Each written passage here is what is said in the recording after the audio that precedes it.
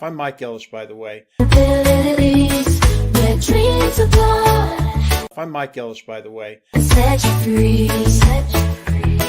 There's a place where we all can belong. With OnPassive, we'll all be strong. I'm Mike Ellis, by the way. We'll be strong. We're united in our vision, hand in hand. Building the future, digital wonderland.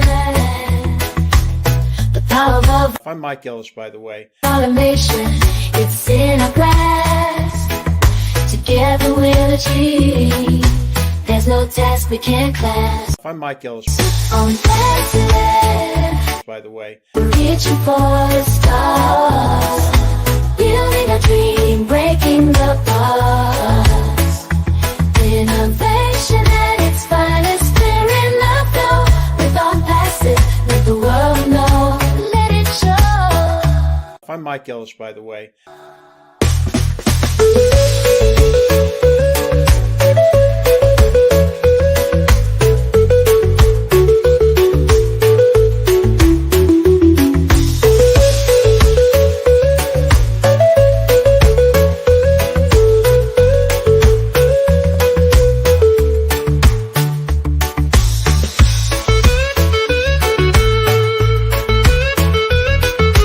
I'm Mike Ellis, by the way.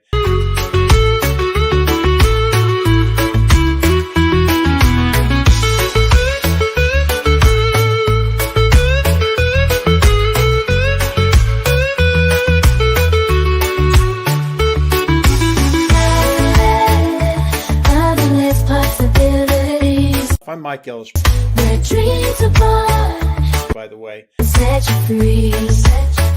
Stop going there.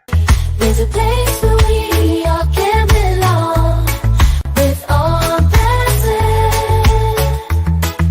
We'll all be strong. We'll all be strong.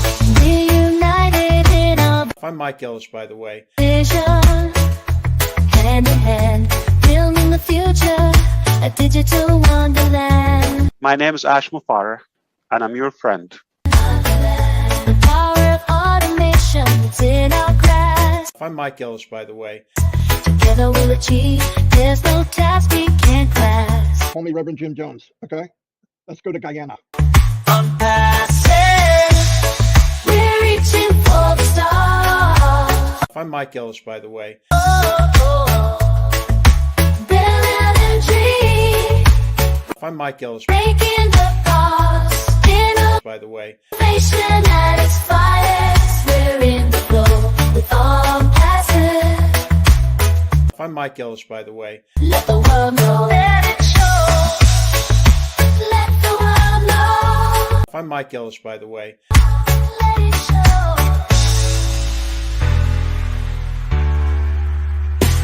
I'm Mike Ellis, by the way. Karma's a bitch. Hello, everyone. How are you all doing today? I hope that you're all having an awesome day. Happy MLM Monday. Today is MLM Monday, which means that all of the anti-MLM creators are probably doing an MLM video today. I suggest that you please do go and check out all of your favorite ones because most of us do upload on Mondays for MLM Monday. And today we are going to be hearing from someone who we haven't heard from for a little bit, I'm right? Mike Ellis, by the way. Mr. Mike Ellis. But before we get into that, and after I say hello to everyone, I just want to go over a couple things first, because I received a very interesting email that I would like to share with all of you. We have Albs here. I should set up an Oblast. I should. Then people could donate to me on Oblast. That would be awesome. I'm trying to get my grift on. I've been slacking, so I need to actually grift out here now. So think about supporting the channel. I hate doing that. Hello, Violet. Good to see you. Joe is here today, and Joe is at work, which is good news because that means that Joe is feeling well enough to go to work today, which makes me happy. I hope that you're having a good day, Joe, and that you feel great. Samium is here. Good to see you. We have Keg here. He says, why am I seeing mushroom robots in Pampers? That is the newest song for OnPassive, made 2 days ago by Bill Musk Productions. And yes, I don't know. I don't know why they decided to include these robots twerking. I found it a little creepy. Thought it would be fun today. I hope that you thought it was fun. I don't think anyone's heard that one yet. It just came out a couple days ago. So unless you guys are like checking out the songs, that was the first time. We have Violet here, who's also confused by the robots in diapers. Yes, I know. It's weird. It looks a little AI generated. Like, I'm guessing that they did that with AI, of course, not OnPassive's AI. That's for sure. We have Mark here. Good to see you, Mark. I hope you're having a great day. Louisiana is here. Chris is here. I feel like a teacher. Say present when I say your name. I'm Bill Musk action trailer today. You saw that? Oh, well, I'm going to have to check that one out. I haven't seen the action trailer. I think PayPal is the only thing allowed in Canada after the other platforms allowed the Canadian trucker protest to set up GoFundMes. No, we can have a GoFundMe. Why? Why would I have a GoFundMe? You know? I feel like that's for like emergency situations. Like if you're in an emergency and you need some help, then you go do a GoFundMe. I haven't had an emergency in a long time. So I'm good. Anyway, Alps just doesn't like Canada. He doesn't like us. I want to get into the email that I got because it was an interesting one.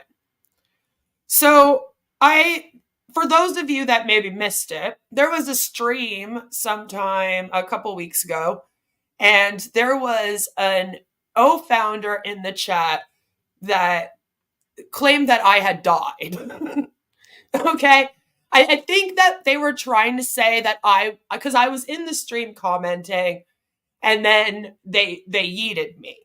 So I think he was trying to say that I was like yeeted from the chat, but instead he said that I had died. And a lot of us in the Discord had kind of joked. I was like, oh no, guys, I'm dead. Like, rip to me. News to me, but that was fun. So I had somebody in OnPassive write me just to kind of make sure I was okay. So I was like, I appreciate you, checking in, making sure that I'm all good. Alonda also got messages that were like, did Queen die? Like, is she alive? Is she okay? What's going on? And she had to be like, Queen, like, are you still alive? Why are people telling me you died, And so upon writing them back and thanking them, I also mentioned to them, of course, like, you might want to rethink about OnPassive, if you are in there, because they started off the email by letting me know that they were a founder. Hi, I'm a founder at OnPassive, just checking to see if you're alive. And I was like, oh, well, thank you so much. That's so kind of you. But, since I have you here, have you checked out this SEC litigation and some of this other info that I have, that might open your eyes about OnPassive? And so they responded to me and they said, it's a little small, I know, I'll read it to you, don't worry. They said, I would strongly suggest you check the source of your information about OnPassive technologies, because what happened back before has evolved into something way different now. Ash allowed criminals to join his IT business back in the day, and it turned OnPassive into a criminal organization. The SEC has not found Ash at fault for anything, and we continue to do business as usual. Ash is not being forced to appear in court like Zuckerberg or Musk, which the SEC would have done if there was a problem. The cult behavior which obviously they agree there's cult behavior, is instigated by people like Marty, Red, Chris, Comfort, Julie, Lynn, and all them. The way they speak publicly about OnPassive makes all of the global affiliates look bad. We are a startup, AI and ML, which is artificial intelligence and machine learning, for those that don't know, IT, information technology software company. God, imagine saying that every time. We are an AI and ML IT software company. It gets annoying to say. Anyway, that allows global affiliates to receive commissions and bonuses through sales. People will pay to use the products and global affiliates get paid. It's really that simple. It's called Catmo. And I was like, look, it's Catmo. C, complete business done for you. A, automated AI as a solution, secure by design. T, targeted traffic. And then you guys know the mo. Catmo, the mo is money. What people call MLM nowadays has nothing to do with the actual sales of products and services. It's a Ponzi scheme. Ash's problems with our reputation will go away the moment he kicks those parasites to the curb. The headquarters are removed temporarily from the website because there is going to be a change in locations. And I'm like, oh, okay. This email seems like it's from Ash. Hello, Andy. Good to see you. You're 99%. It's 99% not done. Mike Ellis, by the way. I mean, it could be. I'm glad you liked it, Kate. It was all those criminals. All the criminals. All of them. Which, by the way, even if this was all true, it would have still been Ash's fault for then inviting criminals into his business. I think it's interesting to see how the O founders remove responsibility from him in any way, shape, or form, right? It's the same with the merchant. It's like, well, whose fault is it that you didn't secure a merchant until now? It's Ash's fault. Like, at the end of the day, this thing is run by Ash, allegedly, right? Right? He's the only CEO, depending on who you ask. But then apparently Dr. Susan is a CEO. And Muhammad Kamal is a CEO, depending on what you read. So, but at the end of the day, it would still have been his fault for doing that. Kicking them to the curb, all right, I guess. It was interesting to me because I've often made some jokes and some speculations that perhaps they were trying to leave the USA due to the SEC case. They were hoping if they left the USA, the SEC case would be left in the USA with their old business. And then they could pretend like it never happened. I had joked that it would be sort of funny if Ash ended up like screwing over all of the USA people and leaving the USA, and then none of them ended up actually in the company. It was a little bit different to read somebody. They got this information from somewhere. I doubt they've made this all up in their own head. I mean, they could have. But where are they getting this idea that Ash is allegedly going to change locations from the US and remove all of the USO founders and blame all the problems on them and call them criminals? You know? It's like, Oprah, you're the CEO, and you're the CEO, and you can be a CEO. Are you willing to take some responsibility off, Ash? Congratulations. You're a CEO. Ash is so pure, he almost glows. You know? So I was just kind of like, that's interesting. So you're saying that the problem is all these people here, and the problems with OnPassive and its illegal activity is allegedly going to be fixed once you totally just X all these people out, then, is what you're telling me. But it's funny because Comfort isn't in the USA. As far as I know, I don't think she is she? So there's some people thrown in there that aren't even in the US. So is it just about the US, or are we throwing our top dogs under the bus? They go on. They sent me a second one. They said, also, just so you know, because I've been covering MLM schemes, pyramid schemes, and scams for the last 5 years, but I might not know this information. It is illegal for a CEO to use personal money to fund business operations of any kind. Yes, we're aware.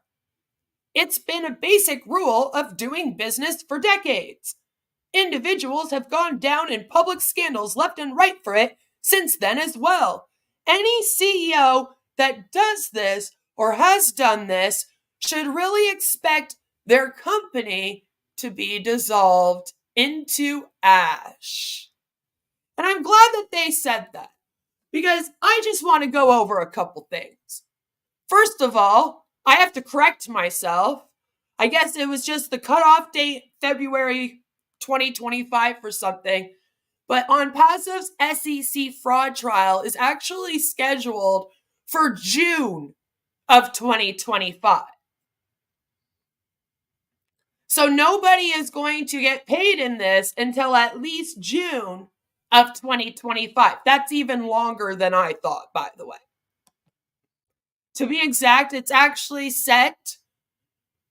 Okay, it says here, the SEC's trial against the OnPassive fraud is set to commence on June 2nd, 2025. They have to finish their mediation process by December 16th of this year. And I have heard that they are in the final stages of that now. It had started before the new year, I guess. And so they're allegedly in their final stages of that. So they are going to trial. I've never said that it wasn't going to trial. They could have mediated it and stopped the trial, but as of this moment, there is a trial set for June 2nd for the OnPassive fraud case. So they are going to trial. So don't be like, oh, the SEC gave them a litigation and now it's all solved. No, there's a trial set. And until that changes, they are still being sued. This is it here. I had sent it to her. And it was like, obviously you did not read it. This is why you should always do your own due diligence and research things for yourself. Because right in it, it says, rather than commit investor proceeds, and this is for the guy that came and commented to me the last time, demanding proof. I hope you're watching this. I'm only going through this again one more time right now. So you better get it this time. Because allegedly, all the times I've read this document in the past, you missed this part. Rather than commit investor proceeds principally to develop and commercialize the purported software applications, Mufareh has used investor funds to further the pyramid scheme and for his and his spouse's personal use. That's on page 5.17. Specifically, Mufareh transferred investors' funds to his wife, relief defendant Asmahan Mufareh. This is why she's in this. If it wasn't for him sending her OnPassive funds, she would not be a relief defendant. You know? Including transfers into bank account or accounts held jointly by the Mufarehs or held in Asmahan Mufareh's name only, over which she exercised the authority. She doesn't work there. She's not the CEO. He wasn't even smart enough to give her a job on the books to give a reason why he would be transferring OnPassive funds to her. He really is one of the dumbest scammers in the world. Like, this guy even screws up his scamming. He can't do anything legit. That fucks up and gets shut down. And then he can't even scam properly. It's like, at least if you're going to pull this bullshit, be a little bit smarter about it, you know? You don't just transfer your wife all of a sudden a whole bunch of funds of somebody's money. Obviously, that's going to be a red flag, you know? But do you think they've frozen funds? There's no document saying that they are. The SEC might not have, but that has nothing to do with the frozen funds from the merchant. If you watch my video I released yesterday, I explained that they would freeze his funds. So all of the commissions would be frozen in the merchant's account. Partially, probably because of the fraud case. When the merchant looks him up, this pops up, and it's going to give them a reason to probably hold some funds, you know? Hello, Takara. Good to see you. Pig hand wavings. Founders just don't realize that no matter how much Ash is trying to legitimize OnPassive, he needs to account for the first 3 years of how he attained. Exactly. How he attained all the funds. And that's why even if they leave the US now and go, that doesn't erase these years from existing in the US. He's still accountable for this. Otherwise, people would just commit crimes in the US and then just take off to other countries and be like, well, I don't live in the country anymore. Which, by the way, they have before. Look at OneCoin. You know, but they are still held accountable. It's not like that disappears and goes away, you know? Hi, Jelly Snack. I hope you're having an awesome day. So I don't know if the SEC held funds. I don't know. I feel like they would probably put that, but maybe not. I don't know. I'm pretty sure, though, that legally they have to let you know if they've done that. But the merchant would have frozen his funds in that case. And it would have partially been because one of the main reasons why your funds get frozen by a merchant is you're suspected of fraud, which is what this is. And misappropriation of funds, which is literally what this is right here on my screen. So it says, in addition, the Mufarehs converted a considerable portion of investor funds into crypto assets under their exclusive personal control. I don't know how many people have come to be just haters. You don't have proof that they spent money at the salon and spa. Yeah, I do. The Mufarehs then used funds from these accounts, which the SEC has full access to, and all of their spending, for personal expenses, including online retail purchases, upscale dining, TV subscriptions, groceries, salon and spa visits, and the purchase of stocks. Not for OnPassive, though. They're not on the stock market. Asmahan Mufareh does not have a legitimate claim to the funds transferred from OnPassive or Ashraf Mufareh. Again, he wasn't smart enough to at least give her a little job on the books. I'm in Canada, so here we do taxes by June. And they can roll in any time between April and June, basically. I don't know. I'm pretty sure the US is similar. Let me know if you're in the US, if that's around the same. I already did my taxes for this year. I don't know. I do it as soon as I get my stuff, my slips. They usually come like by like February. So then it also goes on to say, defendants and relief defendant Ashmahan Mufara received investors' funds as one of the facts. Fact 4 on page 37, line 96. As a result of the foregoing, defendants had raised in excess of $108 million in illicit proceeds from investors as of March 2023. Ill-gotten gains were received by defendants from investors through a variety of different methods, including in crypto assets, cash, check, wire transfers, and various third-party payment services. All of these payments went into accounts which were and or are subject to Mufara's and or Asmahan Mufara's control. Mufara and or his wife have converted a sizable quantity of investors' payments into crypto assets while holding other proceeds in accounts with financial institutions.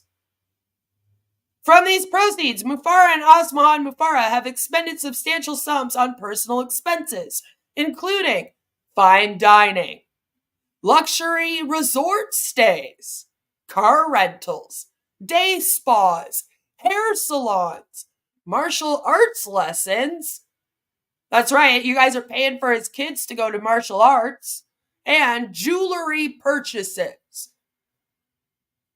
Okay, and like some of that you might want to be like, well, the fine dining and the luxury resort and car rentals, that was him traveling for OnPassive. Okay, but he didn't have to go get his hair did and go to a day spa and buy jewelry for his wife. And why is he using your funds for his kids' martial art lessons? It says that the wife has received ill-gotten funds and does not have a legitimate claim to those funds at all.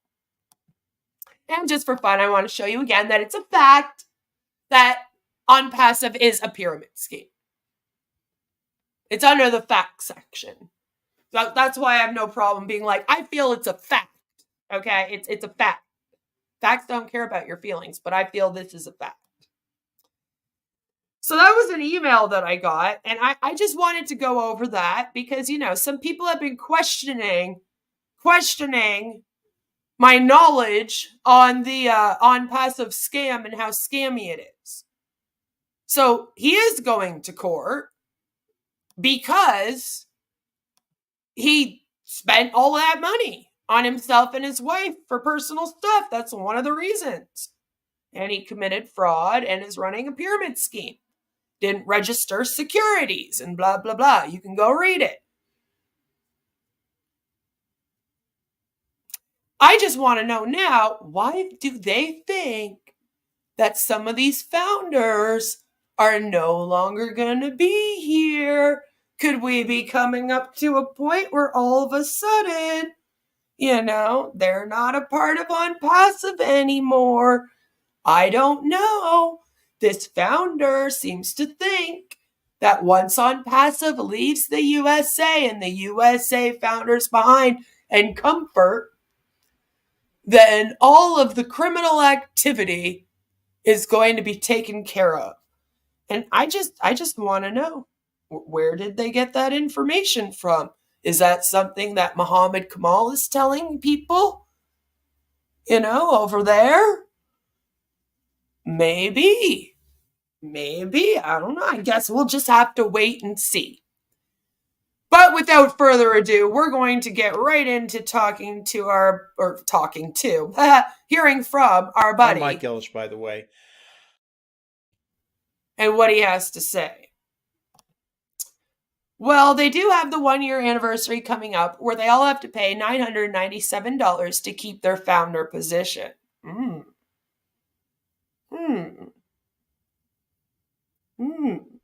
Yes. Yeah, I agree, Chris. Stay away from adults that do karate. I learned that the hard way. I wonder what's going to happen with that if he'll charge them the 900.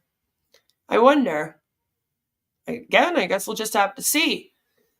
But Mike Ellis has been disappearing. He disappeared for a good little while. And I guess people have been bugging him, asking him where he is, you know? They all want to forget that Ash has pounded out on the fact that they have to pay $997.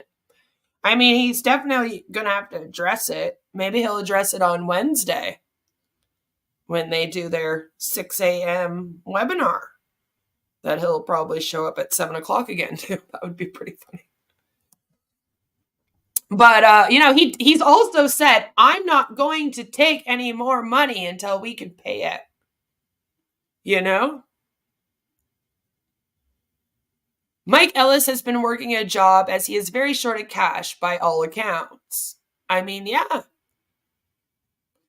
He was picking up double shifts at the drive-thru. Well, it had been a while, but just over a week ago now, he released a video talking about above market value. So let's hear what he has to say. I was on a webinar the other day, and the question came up, and the question was, why haven't I been doing any videos lately? I'm Mike Ellis, by the way. Mike Ellis, he always gets into it. A question came up, and by the way, I'm Mike Ellis. Guys, don't forget. I'm Mike Ellis, by the way. He's Mike Ellis, by the way. Is just where we are within OnPassive, but there is a video that I've wanted to do for a while, and I think it's appropriate for the times that we're in right now within OnPassive. And what I want to talk about today is above market value. And I know that now we've kind of dove deep into how you come up with your market value, right? And it's an interesting thing. Term has been around for quite a while within OnPassive, and a lot of people, they hear that term and they think, well, that's kind of rote. We kind of know what that means. And the question I have for you is, do you really know what it means? Well, Mike, I'm going to have to ask you that question. Do you really know what above market value means? Because, I don't think it means what you think it means. So how do you calculate the market value of a company? For publicly traded companies, the market value refers to the market capitalization, the market price of shares trading on the stock exchange, multiplied by the circulating number of shares. And I've done a whole deep dive on how you come up with the value of your company and products, your market value, etc., blah, blah, blah, blah, blah. Except you guys can't be talking about that kind, right? Because you're not on the stock market. You're not being publicly traded. None of that's going on. So usually when people that aren't, doing that are say it's above market value, they're actually saying something else. When someone says this is above market value, they're referring to a situation where the price or cost of an item, property, or security is higher than its current value in the market. So, for example, if a house is listed for sale in a neighborhood for $500,000, all right, it's a 2-story, 1-bath, 3-bedroom, and in that neighborhood, there's several other 2 stories, 1-bath, 3-bedroom houses, but they're actually selling for $400,000. That house is selling for $100,000 above market value. So this means that the seller, so in your case, Mike, it would be OnPassive, is asking for more than what buyers are typically willing to pay based on current market conditions. It's important to note that market value can fluctuate based on supply and demand, economic conditions, and other factors. So something being above market value could change over time.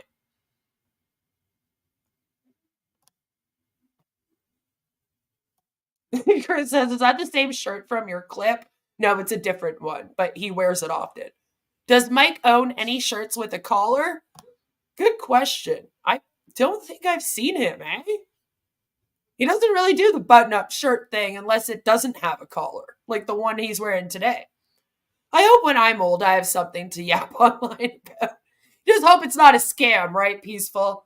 Like something better than this.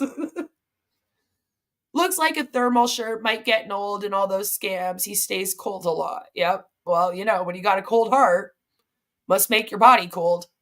I've never heard of the $9.97. That would be a shock to the founders. That's a yearly price he mentioned one or more times. Yes. Yes. The cost of OnPassive started at $9.97. Nobody bought it, so he dropped the price to $97. But he always said 1 year after they go live, founders will have to pay $9.97 for the next year. And that's on top of buying the products every month and all of that. You know? Right? Overpriced garbage equals above market value. You know? So I don't know if it's what he thinks it means. So this is Zoom. I just wanted to show you. I guess they're kind of right. OnPassive OConnect is above market value. Because this is what else is on the market. So this is the business plan. It's Canadian. I'm Canadian. So they have a basic, which is free. And you get up to 100 participants, 40 minutes per meeting. You get the whiteboard, team chat, mail, and calendar. So they're also giving out mail and calendar, just saying. Clips, notes. They have a pro, you know, where you get a little bit of more stuff. Then they have the business plus, and enterprise. All right. And each one you get more and more stuff with. Now, the thing is that this is 28. Let's go with the business one, the best value, the business plus. It's $28.91 a month. Okay. For the business plans, a pro business plan is $214 a year. A regular business plan is about $300 a year. A business plan that plus, the business plus, right? It's about just under $350 per year. Okay? That's what Zoom costs. And you know Zoom's going to work. OConnect costs $375 every 90 days. So you can either go with Zoom and you can pay $346 a year, right? Or you could go with OConnect OnPassive and you're paying quarterly over that, $375. Oh, but don't worry, they might give you a discount where you pay $200. But again, that would be every 90 days. That's not yearly like the Zoom is. Right? So I guess in that sense, they are above market value. They are charging way too much in comparison to everyone else on the market, and their product sucks more. But let's hear what Mike at OnPassive seems to think that above market value means, because it's not that. You know? Some of our webinar lurkers should bring it up. The 997, yeah. Next time they're live, guys, go in and ask about it. My wife walked in during the Marty and Chris live broadcast earlier. She made me turn the TV off, saying she can't stand looking at Marty's ugliest, toothless face and listening to Chris yell. I can't blame her. I needed a break from them today, too. Okay. I was like, I can't cover them again for a couple days. They drive me insane.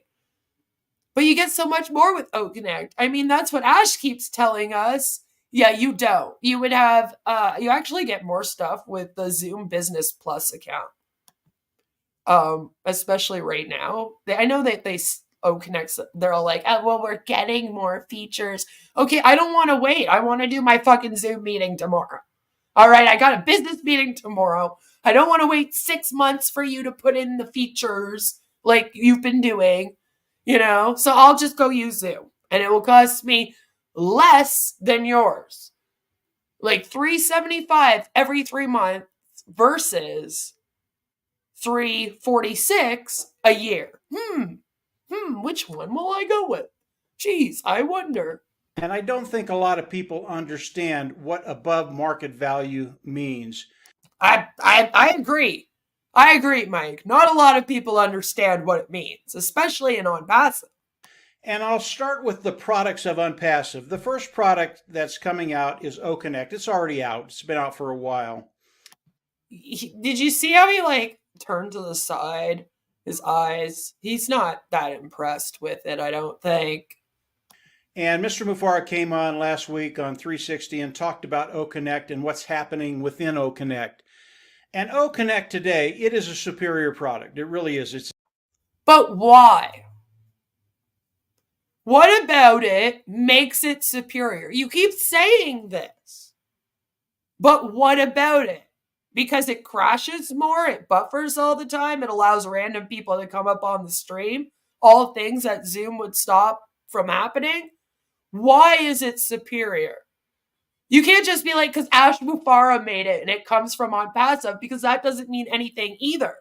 Nobody knows OnPassive. You haven't gone viral. Unless it was for being sued by the SEC. I mean, then you kind of did. It's better than anything that's out there. It is above market value. But Mr. Mufara talked about what's coming in the next few days, and it's going to be even better than what we've been experiencing using OConnect today. This is above market value. And why is this so important? You know, when you look at OConnect and you get on an OConnect and actually see what's happening within that product, you understand very, very quickly that, yeah, this is a superior product. There is nothing better than OConnect out there. And Mr. Mufara has told us in the next few days it's going to be even better. And when you think about that, you think about what's going to happen with OConnect as OnPassive actually releases it to the worldwide market. The affiliates already have OConnect. We've been using it for quite a while, and it's just awesome. But as OConnect, as OnPassive releases OConnect to the world, there will be a viral effect. And okay, again? Like a new one? Like a new viral effect? Like, I don't really understand how that would be the case. I mean, you've already put it on Google Play and on the Apple Store. So what do you mean it's not really released yet? Because you can't buy it because of the merchants, you don't have a payment processor? Like, I feel like it has been released, you know? Like, it didn't go viral then. Why would it go viral now? I know. As you think about the viral effect, why will that happen? What does that mean? It's a product that is above market value. It is that can't be the reason why. That again, because obviously you don't know what that means. That means that you're overcharging for it. And it's driving me crazy because you're not on the stock market. So it has to be the other meaning. Every time that you guys say above market value, I think, yeah, what, you're charging up the ass? Everything else on the market is regular priced, and then your shit is fucking, like, stop it! You can't just be like, it's going viral because it's above market value. Again, what makes it that to you? Hi, Sherry, don't worry about it. I'm betting OConnect will be reduced in price in the next few months, maybe with fewer than 10,000 users. Yeah, I doubt they have a full 10,000 users, to be honest. Superior than anything out there at a lower price point. So you have a brick and mortar company. That's not what above market value means. It's better than everything out there at a lower price point. That's not what that means. It actually means the opposite of that. It means that you're charging over the market price. How do you not get that? A bunch of you claim to have worked in business. It's like, I don't, like, how? How, Mike? Just how? IT company coming out with a product that really has never been on the market before. That's how good it is. And when that happens, what's going to happen with that product? It's going to go viral. And obviously, if you're in OnPassive, you want that to happen because that affects us in very major ways. But this is the start of above market value. Ash has taken the product of OConnect to a place that no other product in the world has gotten to. And it is within OnPassive, and it affects every individual in OnPassive, those affiliates in OnPassive, in major ways. Sherry says, the other day, 2 old bars were disappearing and etc. Right? It's literally like, you're lucky if you're in a webinar and everything's working properly. And it's like, how long are you going to be in this pre-launch for? Like, for real, though. Now, when we start thinking about above market value, it not only affects the products of OnPassive, superior products at a lower price point, but it affects the affiliates with OnPassive, those individuals that have come into OnPassive and... It does affect them because they're sitting around waiting for a product, right, that sucks. Stop going there. You guys seem to want to hear that one. You guys seem to really want to hear that one, you know? Like, okay. So, imagine being an O founder right now and you're waiting to get paid. This thing has owed you money since September. And now OConnect is still not perfect.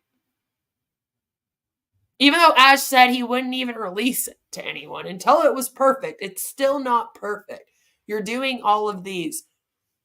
What would make you think that it's going to go viral?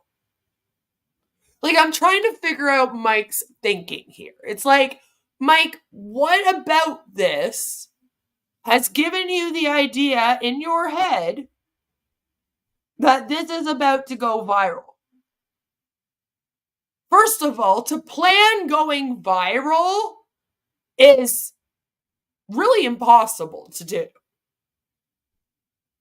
Okay, like, it's not really, like, going viral is not really something that you can plan that easily.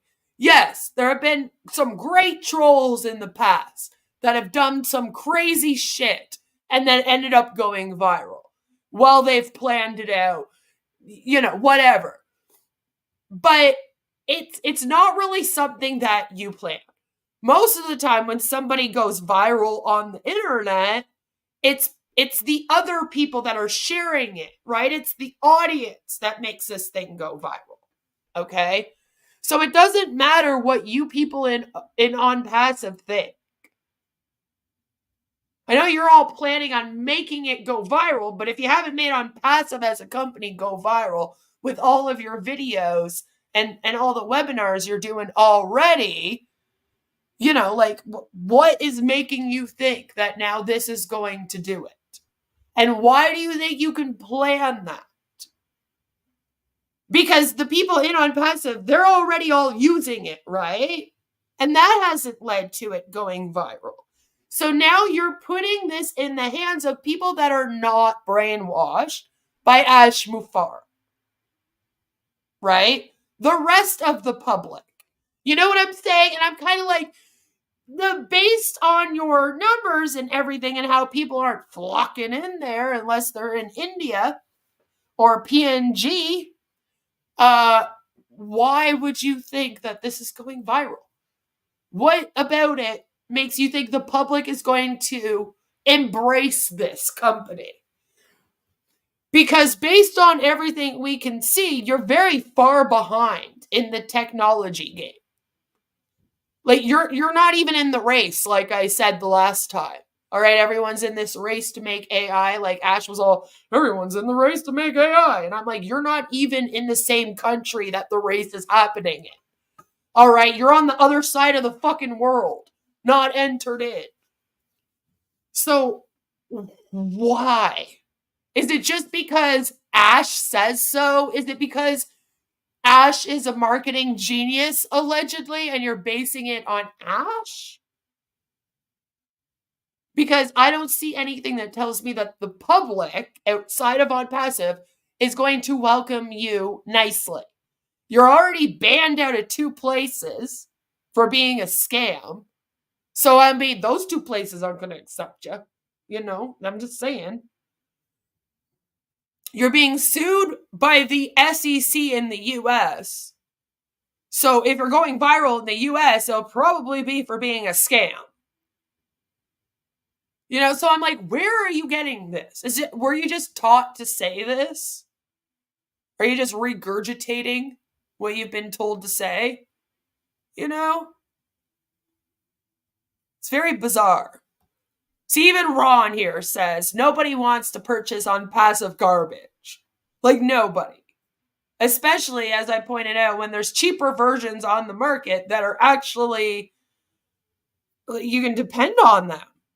You're not going to be entering your Zoom corporate webinars that you're putting on for your business going, Jesus Christ, I really hope it doesn't buffer over and over and over again today and fuck up on me. But I am going to be entering OConnect going, oh, geez, this thing isn't going to work today. And it doesn't even have to do with the product 100%. It's also the fact that your brand isn't recognized. There's other brands in this industry that are not only recognized, but they're already trusted by these users. So if you're planning on coming out here and taking people away from their trusted brand, you really do have to have something like fabulously amazing. You know, like this thing better like put on fireworks when people turn it on. Better be the best thing they've ever seen. And it's just not. It doesn't even compare.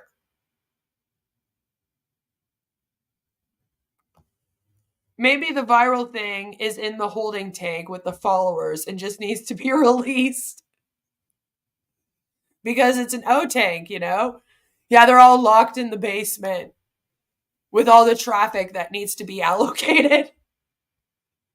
He just has them hidden away. My company gave us an update last week and told us they're opening an office in Dubai and in India.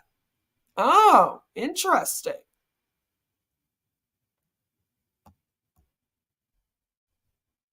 They did say that Ash had put the brakes on it going viral. So embarrassing, but they genuinely think it's a switch that Ash flicks on or off.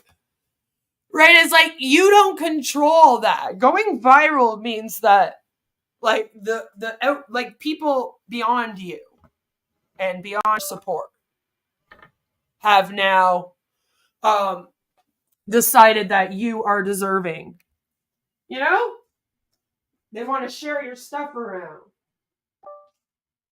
I don't see them sharing OConnect around.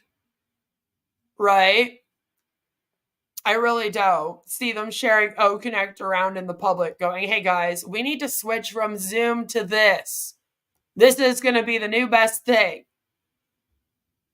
I would rather not, Peaceful. My OnPassive mate really believes there's a button that will be pressed by Ash and suddenly everything is viral. Right? Those tank people have long since abandoned the ship. Probably. the thing is that like it's not really something you can plan. So I'm like, why would I don't understand, Mike. Started their business within OnPassive.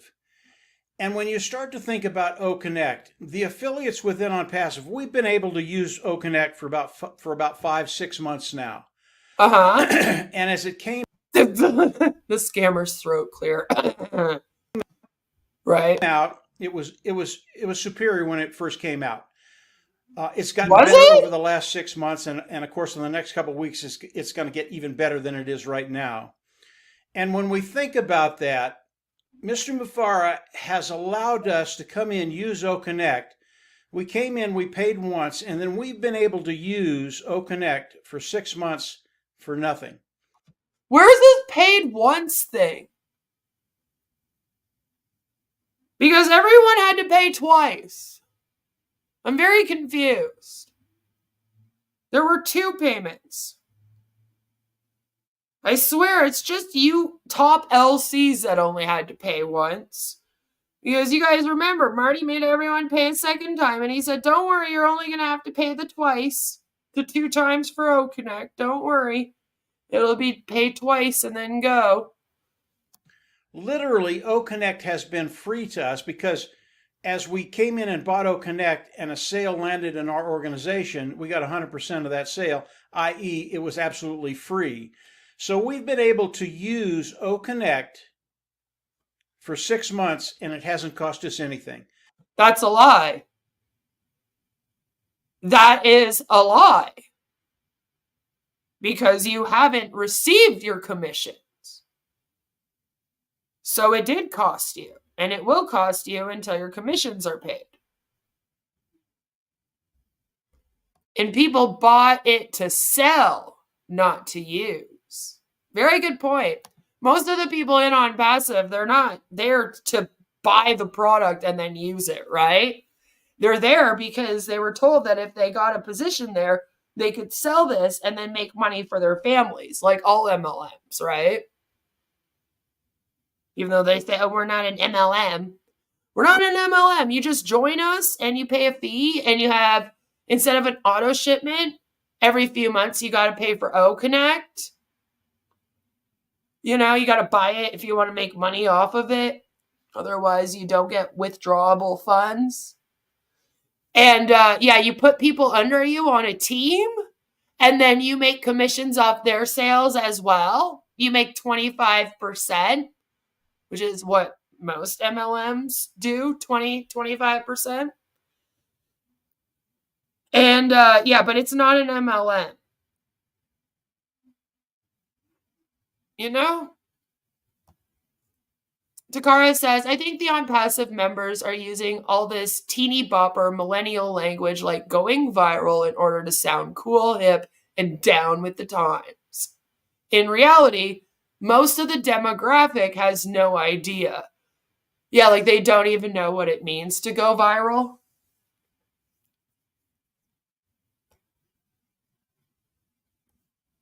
Right. Hello, AJ. OnPassive is so viral, it'll put you in the hospital. You get whiplash. Now, let me expand on that a little bit. And Mr. Please Mufara do. talked about this a little bit the last week on 360. OConnect today, if you go out on another platform with another company and buy what OConnect offers each and every one of us, it's about $5,000. No, it's not. It's actually $346 a year. And then you could even get more than OConnect offers. Yeah. That's a healthy chunk of change. We would have had to pay $5,000 a month for the last 6 months. No, where do you get this from? Because Ash decided just one day in a webinar, sitting there with Marty and Chris and Red, he just went, well, I guess it would cost you guys $5,000. I've had to pay $5,000 per user for all of you guys to use this product. You should all love me and praise me as your Lord for putting this money out for you. How dare you question me and my actions? don't you know I've been paying $5,000 a month for you to use my product for free? But it's not free because people paid for it and then it wasn't working and then they didn't get their commissions. And he can't charge them again because he has a merchant holder freeze or both. And he's not going to be able to secure a merchant until June of 2025 after the SEC case is all over with and done. I highly doubt a merchant's going to want to work with him until that's sorted. Or every time he gets a new merchant, guess what? You guys are getting your funds held again for another 6 months. I don't know why he thinks he's going to get his funds back from this one. And then he's going to like what? Go to a new one with these funds?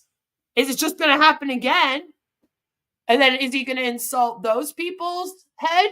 Because now he's claiming that the merchant that he went with, is corrupt. And that the guy that runs that is the real scammer here. And the real bad guy and criminal. And it's like, okay, no. Why is it corrupt? Because he held your funds for 6 months? Like, all the merchants are going to do this. You can go to the best well-known merchant that all the other big companies use. It will do this to you. Doesn't fucking matter what one you go to. When you have fraud in big bold letters on your account, your shit's going to get old. So I don't know what he thinks he's going to do. He would literally have to direct deposit it from himself without a merchant, which, by the way, he could do, eh? He doesn't really need this merchant. If you guys are all paying him into an account and then he's giving you all 100% commission back, why wouldn't he just personally transfer it over to you from his business account? He can use his crypto right now and pay you back too. There could be ways around it. He just obviously doesn't want to pay you your money that bad, does he? In order to use OConnect. That's not OnPassive. You can do email wire transfers to you guys. Allegedly, his stuff's not on hold, right? It's the big bad merchant that put things on hold. So he should have no problem just sending it to you from his bank account. It's always above market value, and he does that for everything. He does that for the products. He does that for the affiliates. He does that for us. And I know, he really does overcharge you guys with everything. You're right. And then the products he has isn't even like anything on the market. I know. Did that to us for the last 6 months. And think about this. I know, it's criminal. It's a good thing that the SEC wants to sue him and make him give you guys all your money back, huh? This is where people, they don't take the next step. They don't take the next jump. They don't understand what Mr. Mufareh has done. When you think about that, a company could have come in. Stop implying that everyone that doesn't want to join your scam is just stupid. Because I don't sit here every day going, you're stupid, Mike, for being scammed by this asshat that has 20 years of scamming under his belt. You big dummy. I could sit here and I could question all of your intelligence all day long with my channel. You know, but the way that you put this just irks me. So like, that's why people don't take the next step. What's the next step here, Mike? What, handing their wives over to Ash? They've already given him their entire livelihood and then sat around waiting. Do they need to bend over for him too? I mean, what more do you want from these people? Won't Ash pay them their commissions and then maybe they'll give him something or take it to the next level or step? But you're saying you're implying that the people that don't want to jump headfirst into a scam and go all in with a product that they can't even fucking sell on the market right now, that you keep calling above market value when you don't even know what the fuck that means. And neither does your CEO. Your damn CEO doesn't know what the term above market value means. Think about that, Mike. It's one thing for you to be a moron and not know what it means. Why doesn't your big CEO not know? What's wrong with you in your head? Why are you taking the next step, getting a fucking refund, and getting the hell out of this thing and getting your damn money back before you end up criminally charged if he does for promoting it alongside him? You think it was just Ruja that got charged with one coin? No! Look into it. Maybe you guys need to start reading up on scams and what actually happens to them after the SEC goes after them. Maybe that's what you should be doing, instead of misquoting what above market value means 5 million times in a video and doing yet another sales pitch. Why are you and Marty and Chris and Red coming on here to even do a sales pitch? No one could buy it. If I said I want to buy OConnect right this second, right now, I couldn't. So what is the point? Why even do that? You're wasting your time. But you want people to take advice from a bunch of jackasses that sit around on their ass all day making videos and wasting their time. Yeah, the people not in this that won't take the next step are definitely the problem. 6 months ago, bought OConnect, a sale could have landed in their organization. It's absolutely free. Yeah, but do you know what? Again, when are they going to be able to sell it for money? You weren't even able to pay them their very first commission checks. They don't want to come in and use it. People in PNG you forced to buy this, they don't even have access to the internet, you idiot. They didn't buy it to do webinars. You had 10 of them on one laptop computer sitting on a dirt road watching you. They don't give a fuck about how great and above market value OConnect is. They want to know when they're going to be able to sell it to people, to customers. When are people going to be underneath them buying it so that they can make a commission? They don't care.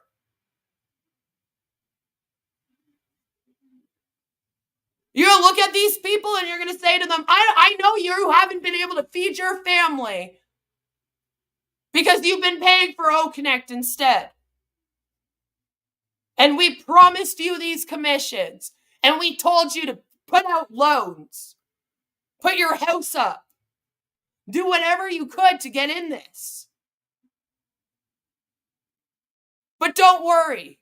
It's all above market value. It's going viral. It's like, that's not going to feed their kids tonight, Mike. Are they supposed to wait for another 6 months for Ash to figure this out? I'm pretty sure some of them are going to lose kids by then, Mike. I don't know if you know this, but kids can't go 6 months without eating. It was you that showed up there and told them that you were going to change their lives, save their community. All they had to do was buy in, and they did. And what do they have? Oh, awesome. They get to use OConnect for free. Oh, wow. So amazing. When they don't even have a laptop to use it on. Wonderful. They could have used OConnect for 6 months, and if they'd Oh, been so on great. another platform with Thank another God for company, that. it would have cost them $30,000. Is that above market value? Absolutely that is. Now, I mean, again, I don't know where you're getting your numbers from. I just showed you that you can literally get a Zoom business account for $347 with the change. $347 a year. All right. You could probably pay like $500 a year. Okay. And I'm not joking. You could probably pay $500 a year for Zoom and get 3 times the amount that you do with OConnect. Like, it's literally, it's ridiculous to me. It's getting silly. I'm over here kind of getting fed up. I'm like, listen, this is getting stupid. It's getting stupid. a lot of companies didn't Thanks, think Joe. that way, or we would have had tons and tons of companies coming in using OConnect with all the perks that come with OConnect, a companies. platform that will allow See, and this is what I mean. Okay. Actually, you know what? The devil's advocate brought up a good point, and I'm going to use that here. The other night, we were having a talk about the whole government thing for an example, okay? Let's just use this as an example because it's a good one. One of the things that Ash has often stated is that he has signed up the governments of places into OConnect, into OnPassive to use their stuff, okay? Government agencies have a very, very secure thing that they use already, right? The chances of them switching from what they're using right now, which they've already had like Homeland Security, if they're in the US, probably looked right into it, you know. It's a very special program that governments use. They don't just go out and like purchase Business Zoo for their stuff, okay? Everything that they use has to be almost 3 times as secure as everything else in the world. There's like all these different weird testing things that have to be done on the applications. By the way, it's a huge process for like the government to use something.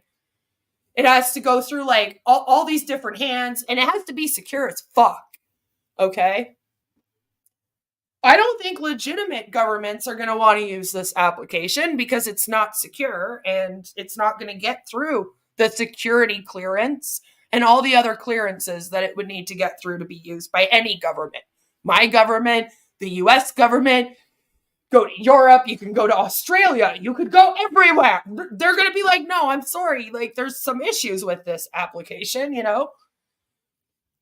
So that's not going to happen. Now think of just anyone, a business, okay? They already are using one that they trust.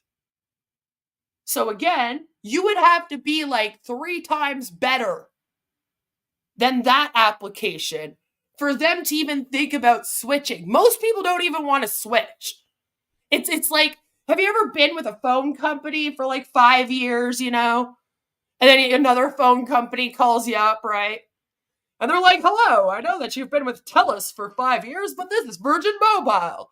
We're just wondering if you would like to have a plan with us. And it's like, most times, the only time that someone will switch is if they're doing a real big sale, you know? Because they're like, well, I don't want to switch. Like, I've been with this company. I know this company. I like the features that this comes with. It's the same thing with everything. So if you're going to claim that you have this video conferencing app that's better, it better have like 3 times the amount. All that being said, when we were having our talk the other day, I realized that legitimate businesses are not going to want to use this, but then neither will any of the criminal ones. Because when you think about it, if a legitimate business wants security, what do you think the criminal ones want? Do you think they want people to be able to blast their stuff all over the place? No. They probably want even more security than the legit companies would. And this thing's just not secure in any way, shape, or form. So even that aspect of it isn't better. So you come out here and you say, oh, all these businesses and these governments and all these people are switching over. Who? Who's switching? What government has switched to you?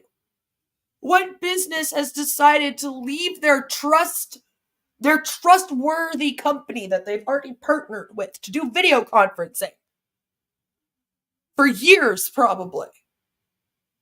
Why would they leave that and come to OnPassive?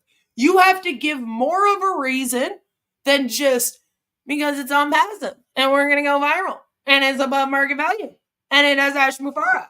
Again, that's not going to cut it because I'm Joe Blow over here. I've never heard of Ash before. I don't give a fuck who he is. OnPassive, what's that? Don't know that brand. But then when someone mentions Zoom to me, or they mention Google Hangouts, or they mention YouTube for some reason, you keep bringing that up like it's a video conferencing, I guess, in a way, kind of. It's like, why would I switch when I already know these names? I know these brands. You haven't even been able to get out viral as a brand. Like, your brand isn't viral. So again, unless people are sharing around OConnect and they're literally like, oh, get a load of this bullshit. Look what they're charging for this crap. Check out this video conferencing app that sucks. I don't know, like, why you think this. Other than just because it's been regurgitated on all these different webinars. Like, I'm trying to tell you, Mike, you gotta kind of, take yourself out of OnPassive for a minute and try to look at it from an outsider's perspective. And then really ask yourself if it makes sense that this will go viral. Maybe actually check out some of the other video conferencing apps, Yes, kids are not a Tamagotchi. That's right. Yeah, fuck you, Mike Ellis. Seriously. They haven't even come out with a commercial version. And that's the thing. Is that, like, oh my God, if they're releasing it to the public right now, like, it's already a laughingstock to us. Imagine if it went viral. Okay?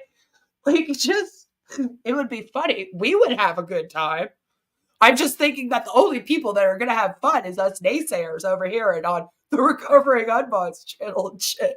OnPassive will not like what happens when they go viral, Like, isn't that a good thing for them? They probably don't want to go viral.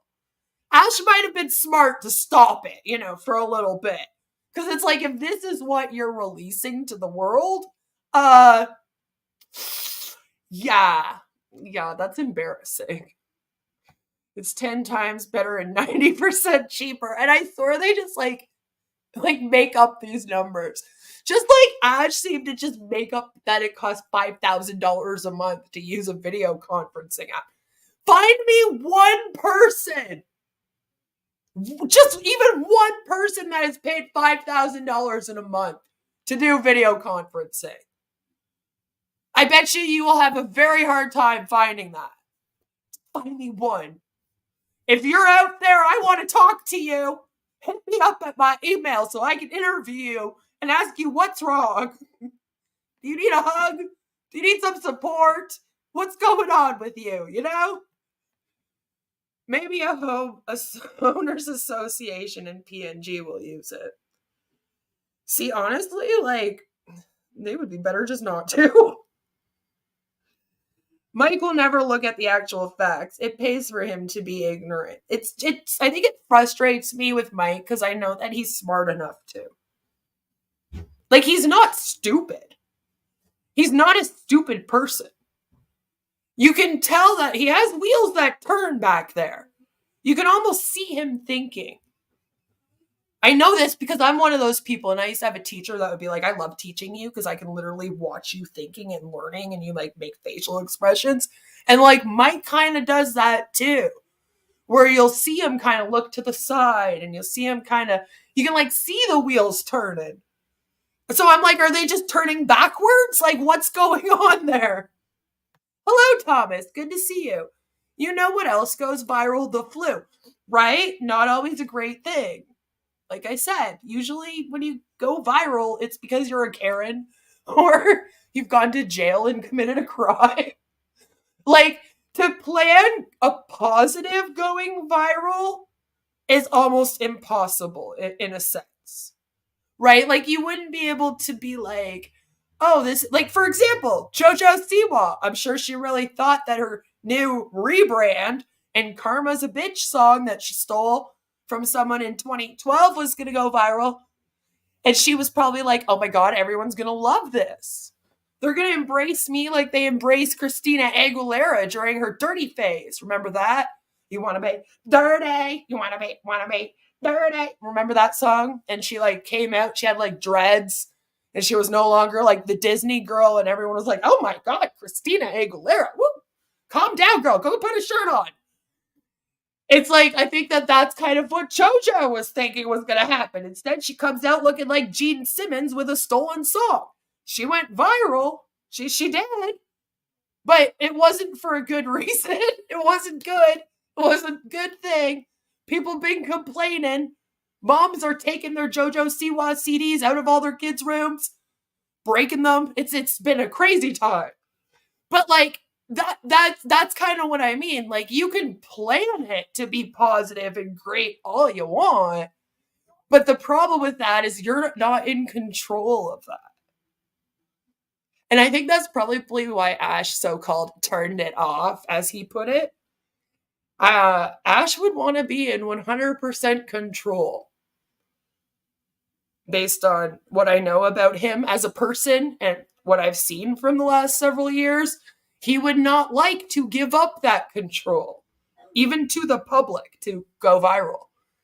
I think he wants to control how this goes out and how it's spread and control the information. I mean, do the whole bite model, you know? But you just can't. You can't control it. You can come out and be like, I have this great, fabulous idea that's going to go viral, and then everybody hates it, and it goes viral because they hate it. Equally, there's been some people that have trolled, and then they've gone viral, and people like it. Like, people are starting to like Trisha now. Like, Trisha Paytas, you know? And she was hated. It went viral several times for being hated and for saying that she identified as a chicken nugget and shit. And now some people like her, you know, like, but it's not really something that you can like control, because it is out of your control. It's up to the public. That's what going viral is, right? It's like you put something out there and everyone likes it so much. But again, viral doesn't equate to good. I'm just saying it doesn't equate to good. So just keep that in mind. You might go viral, but for sucking. Naysayer! I wonder where Mike took up work. Same. Honestly, though, if he was smart, he wouldn't tell anyone. I'm sure we would all love to know. But I can't tell people not to dox themselves and then be like, yeah, Mike, let us all know where you work. You know what I mean? It would be better for him if he did not tell people. Mike used to do the speaker for Marty and Dan Street in their other scams. Yeah, and see, that's the thing, is that Mike knows better. He's another one. He knows better. He came in with Marty and Dan. They were all buddies. And I believe Chris even knew them from before. So he knows better. He knows what's going on here. And I think that he's just like Chris and Marty and Red, where he wanted to position himself at the top of the scam for once, right? If he's not stupid, then he's corrupt and in on it. I believe he's corrupt and in on it. I do. I want to say he's just dumb. That would be better for everyone, I think. But he knows. He knows what's going on. You loved it. I know. She was hot. She was hot. And hers was received like pretty well. People were like, hey, you know, we're okay with Christina wanting to break out from being a kid, you know, whatever. But JoJo Siwa not having the same. She's not having the same reaction. You know? Is it at the Walmart down from his house, Joe? Darn. He's as honest as an ant is long. Mike seems like he might be the smartest guy in OnPassive, even smarter than the dentist Williams. I feel like he's just lived the scammer life his whole life. Yeah. Like, he knows no other way. But this is what I mean. He's not a dumb guy. Not at all. Not at all. Oh, maybe we'll have to watch that, Jelly.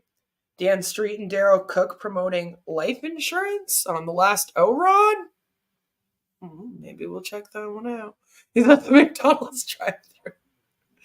Dakara says, I would like to see Mike Ellis versus Bob Larson face off. That would be fun. It would. You think he would hit him with a Bible? Still find it so hard to believe the tech pros have actual corporate jobs and can't see through this. See, I don't know if they do. It didn't sound like it from the leaked tech call. It really didn't sound like they had corporate jobs, apart from just working at OnPassive, really. Chris reprimanded them halfway through. At least he told them not to. But at the same time, I was like, okay, but OnPassive is just as bad, Chris. You know? Mike knows it's a scam. He only looks for scams until the scam doesn't pay after 5 years, so he has to find a real job. Yeah, I mean, that's what's going on here. He's working as the checkout person at the self-checkout lanes at Walmart. He should maybe just stick to that. Get out of OnPassive completely, you know? About 10,000 people, a lot of people would have come in and used it because it would have been free for 6 months. But if they had, and I'm sure there were a couple companies that did do that, they saved 30 grand over that 6-month period. How cool is that? How above market value is that?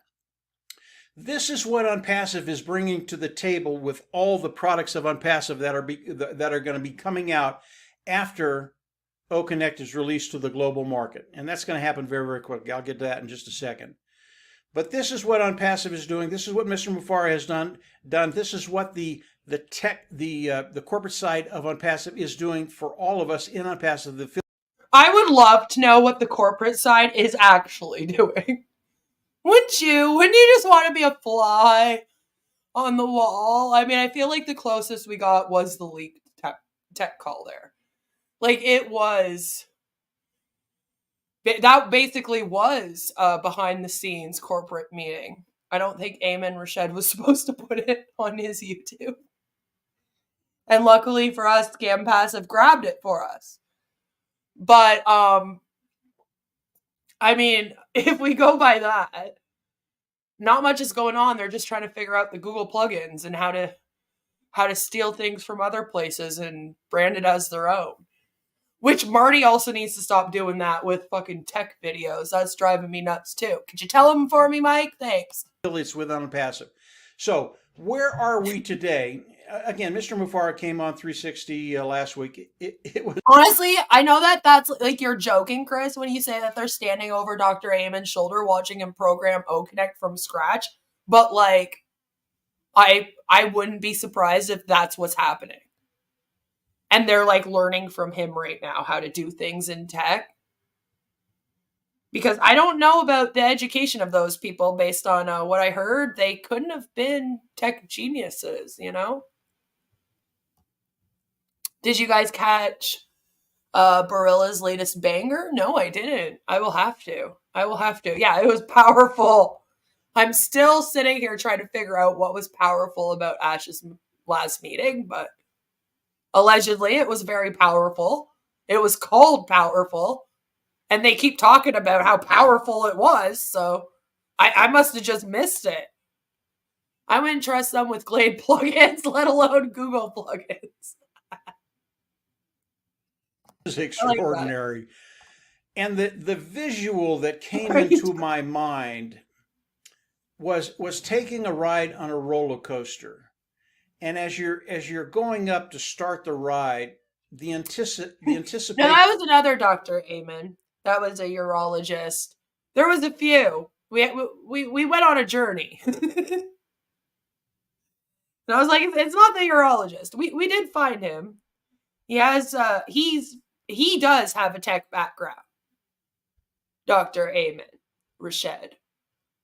I don't know how he ended up here in OnPassive. Ash says, well, see, and this is the funny thing, is Ash keeps calling him an old teacher. But if you guys remember the story, he was a camp counselor at a camp for computer technology in India in the 70s. Okay? That they took people from the US to, allegedly. They were like, yeah, send your kids over to India to go to this tech camp.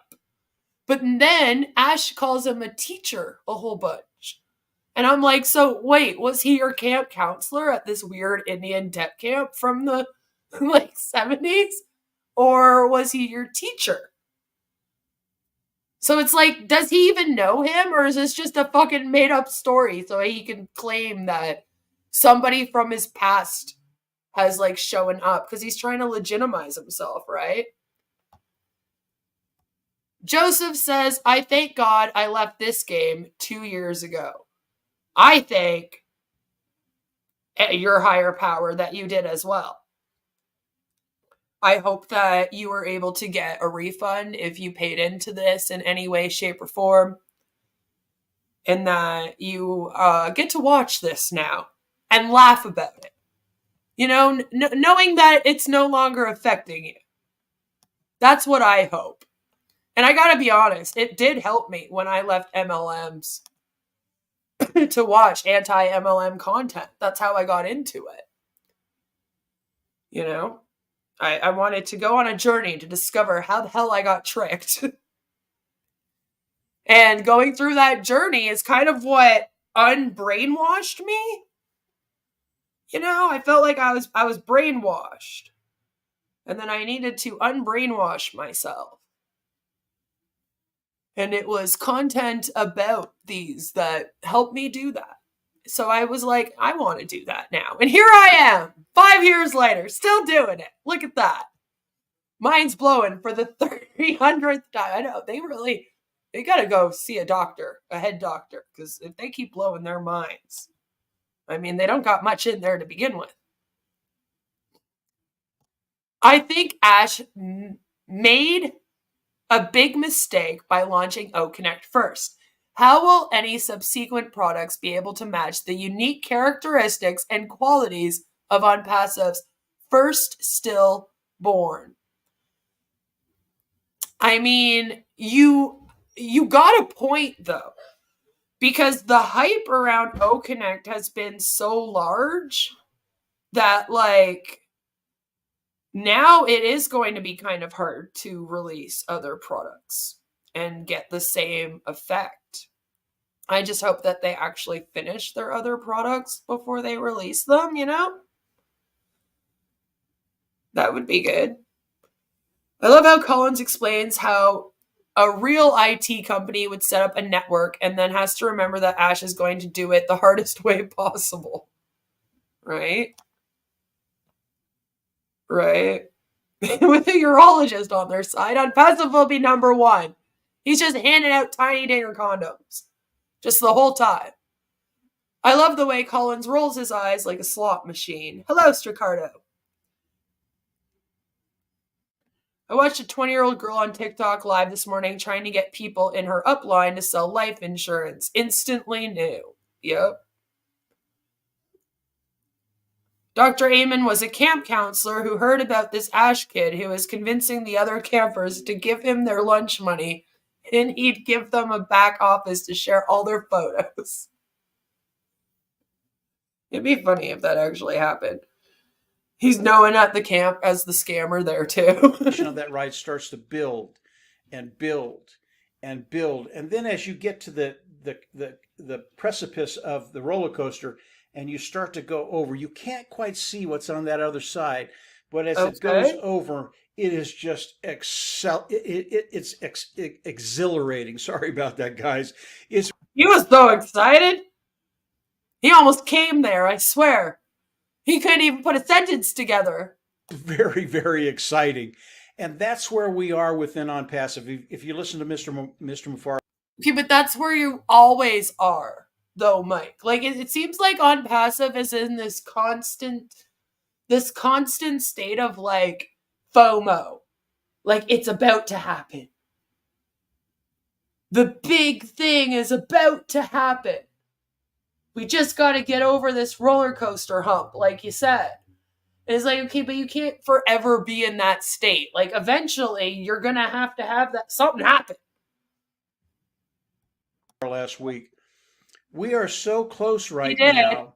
Yeah, and Mike actually has left a lot of the old videos up of his old scams. Same with Marty. Marty has like 10 fucking Twitter accounts.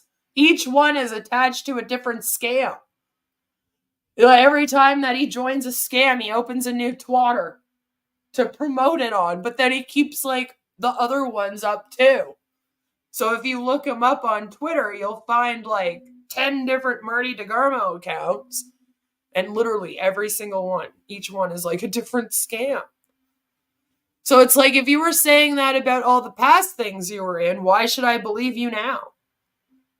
And their answer is always, oh, well, because this one's different. Okay, but that's what you said about the last one. You know? OnPassive was at 99% for 3 straight Decembers, according to Mike. Yeah. Is Mike receiving his $10,000 per month minimum yet, or is he still crushing cardboard boxes at his local McDonald's? I think he's still at the McDonald's. He has Martin DeGarmo for OnPassive and Marty DeGarmo for Unify. There's a whole bunch more. I found like, I think there was like 6 of them the one day. Some of them were for crypto. If this is a roller coaster ride, the car is stuck near the top of the first hill after the park was closed for the season. Exactly. Exactly. And they're just sitting there.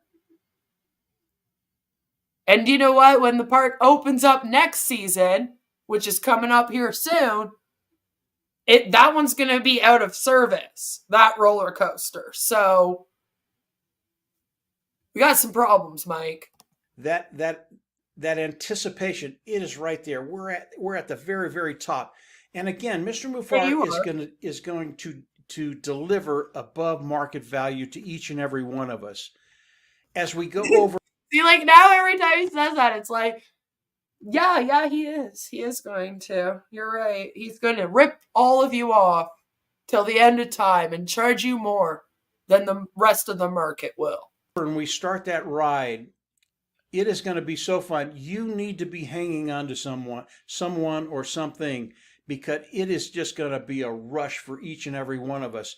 And I can tell you from my experience with OnPassive, as this happens, and again, Mr. Mufar has a big announcement in April of this month, probably toward the end of the month, and it is going to be. Well, it might want to come up soon. He might want to have his big announcement the day after tomorrow, because he promised some things by the 18th. And I know he stated that he's already given some of the features for OConnect that he was going to release by the 18th. But you guys know that there's going to be people that are going to be like, hey, the 18th is here. What are we adding to the OConnect?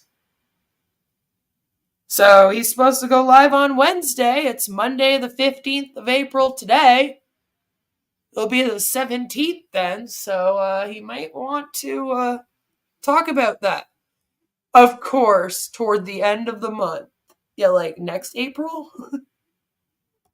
Opposed to April of next month? Yes, April of this month. Be an announcement that is just going to blow you, I believe, is just going to blow you over. It's going to be very, very exciting. And as we start the ride of OnPassive, we start going down that roller coaster ride. Within OnPassive, there will always be new stops. Most roller coaster rides, they end. The roller coaster ride. Yeah, I don't think we're on a roller coaster. I think we're on the train at Dubai Station. We're stuck at OnPassive Station in Dubai. Because roller coasters don't have stops. What? Of OnPassive will never end, and there will always be new tops, new anticipation, new above market value things that'll be coming not only to the customers of OnPassive, but to the affiliates of OnPassive. It's so funny to me when Mike does these, because although Mike Ellis is like the top of this thing, right? Like he's one of the 2%, as Marty would say, at the top of their pyramid scheme. He's not like closely connected to Ash. Like I feel like when Chris and Marty and Red come out, right? And then they do these same sort of speeches. I get the sense from them that, yeah, they might know a little bit about what's going on behind the scenes in comparison to other O founders, because they are meeting with Ash and talking to Ash on quite a regular basis. You know, he's now going on their show every Wednesday. But they have like somewhat of a relationship with Ash, where it's like, yeah, okay, Ash is probably telling them a bit of extra information. But when Mike does these, like, I don't feel the same. He doesn't have that same personal connection to Ash that they do, right? So I'm kind of like, Mike, where are you getting your information from?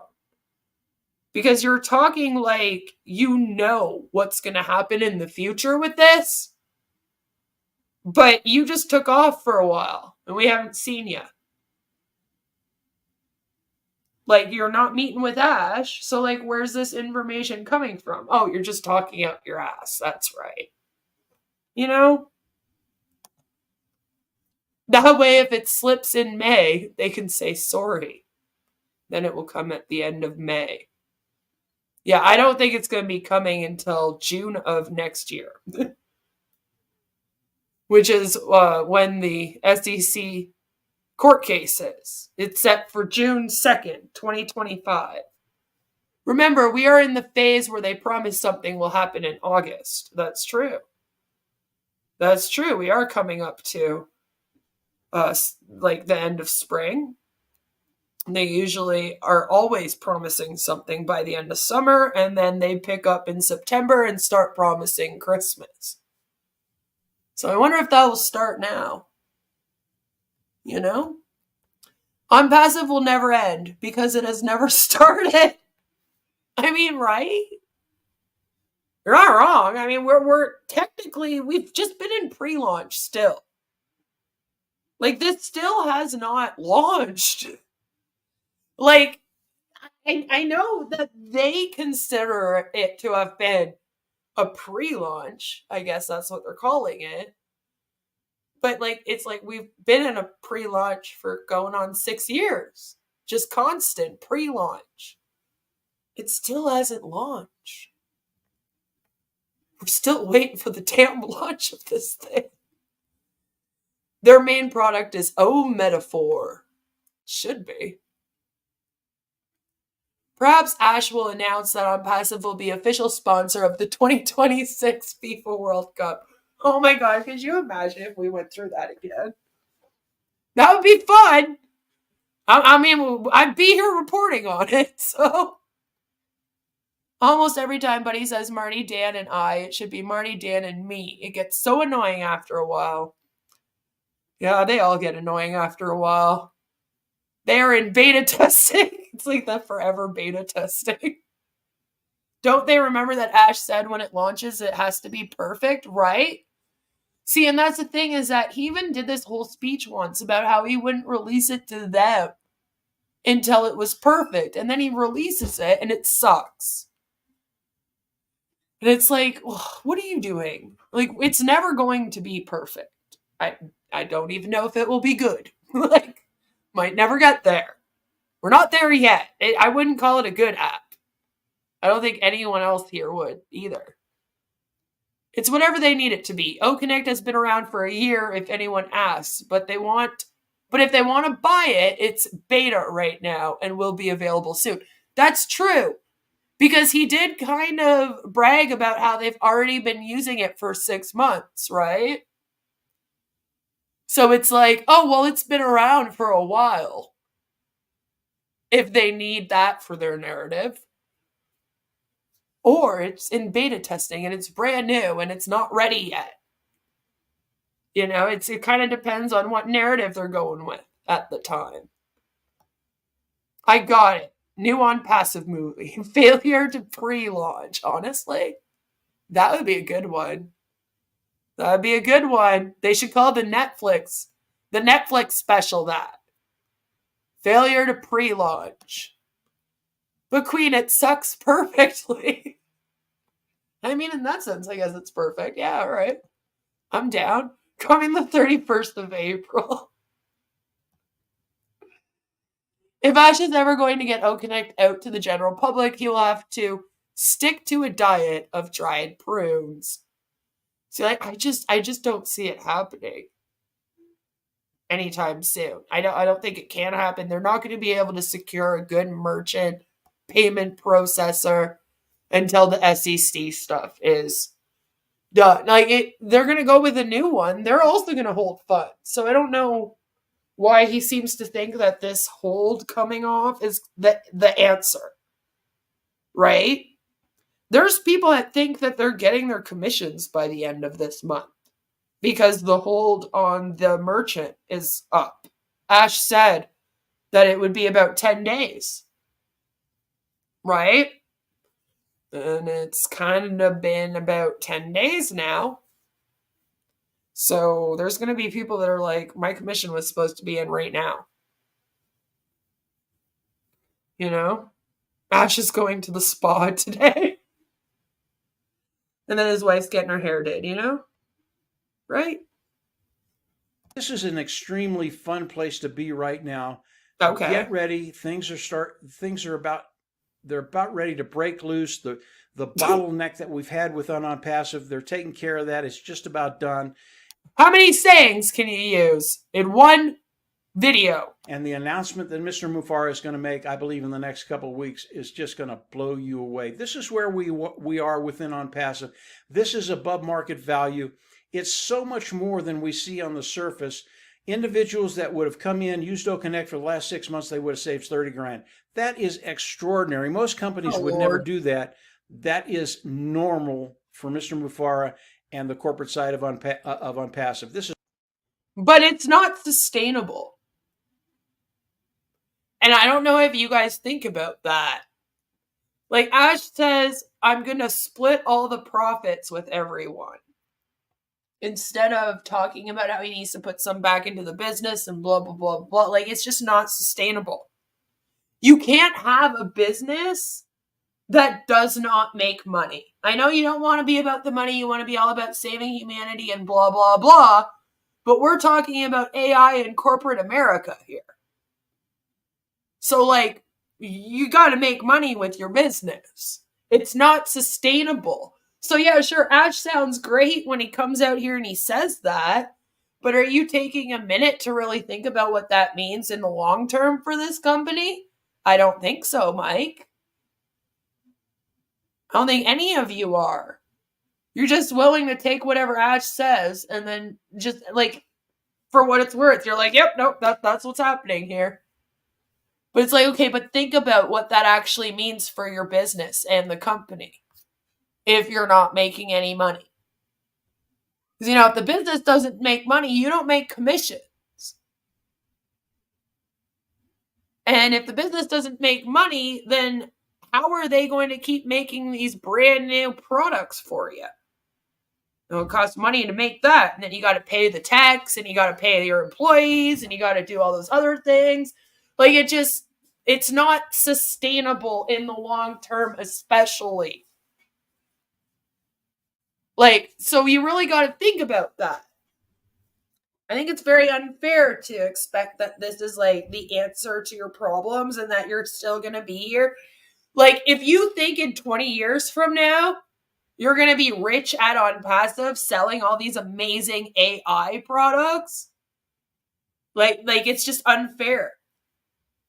Because that's not going to be the case. And that's just based on Ash and what he's planned and what he says. It's like, it's not sustainable for any business. Nobody can open a business and then just not make money and give away all of the money that they make. So yeah, all right, really great humanitarian, blah, blah, blah. Well, why did he make an MLM pyramid scheme? Why didn't he open up an agency or an organization? You know? And then just put money into helping people and asking for donations to help people. If it was all about just helping humanity and it was never about money, that would have been more sustainable even in the long term. But then you guys wouldn't, you know, be able to have this cult. Ash wouldn't have all the praise he does. And then you guys wouldn't be able to rip off people and etc. But those are just some things to think about, Mike. You know, like, is it sustainable in the long term for a business to do that? No. So do you think Ash is actually going to be able to do that, even if he says it? Because there's been a lot of things that he said he wanted to do that he then has not been able to do. You know? And then he blames it on everyone else. He's like, oh, I can't do these things because the corporate conspiracy theorists are coming to get me. You know, it's like, no, it's because it's something that you just can't do. You can plan things properly, you know? Blow you away. Is it a new website? Are we changing the colors again? Is that what's going on here? They keep comparing the price of a corporate product to that of an individual one. Exactly. That as well.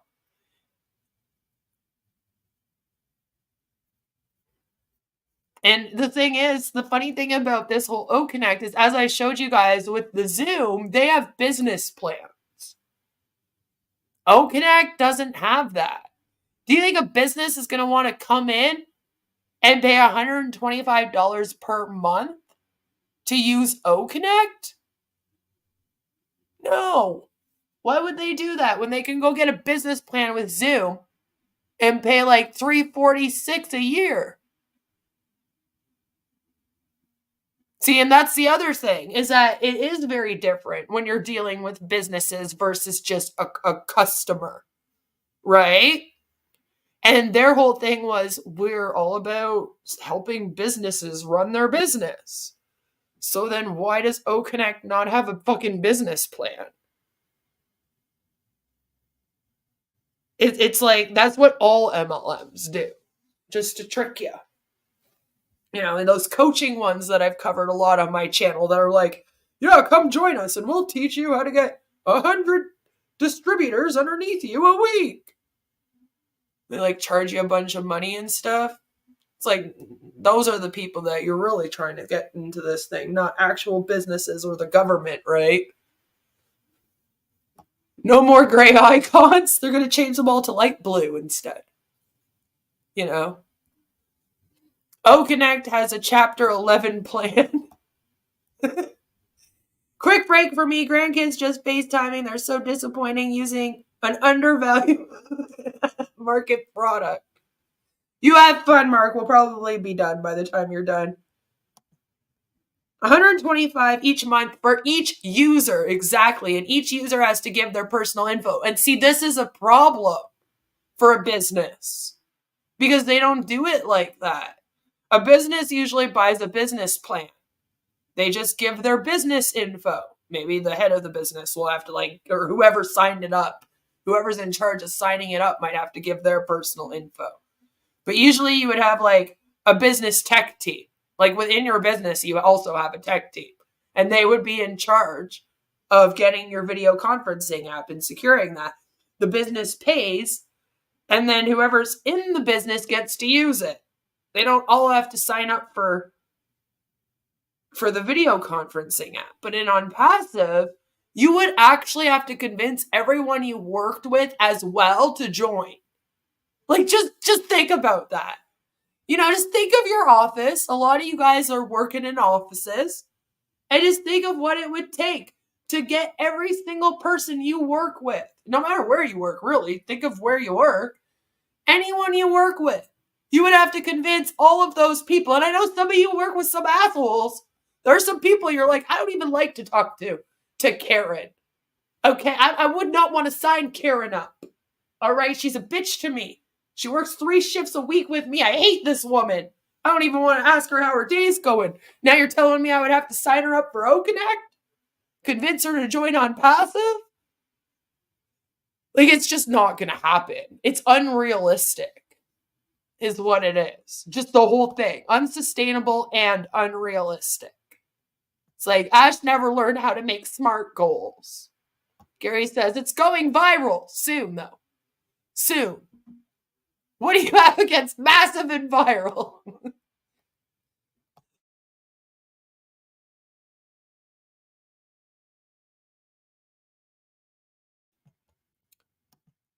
Wouldn't want to isolate from all your friends and family, now would you?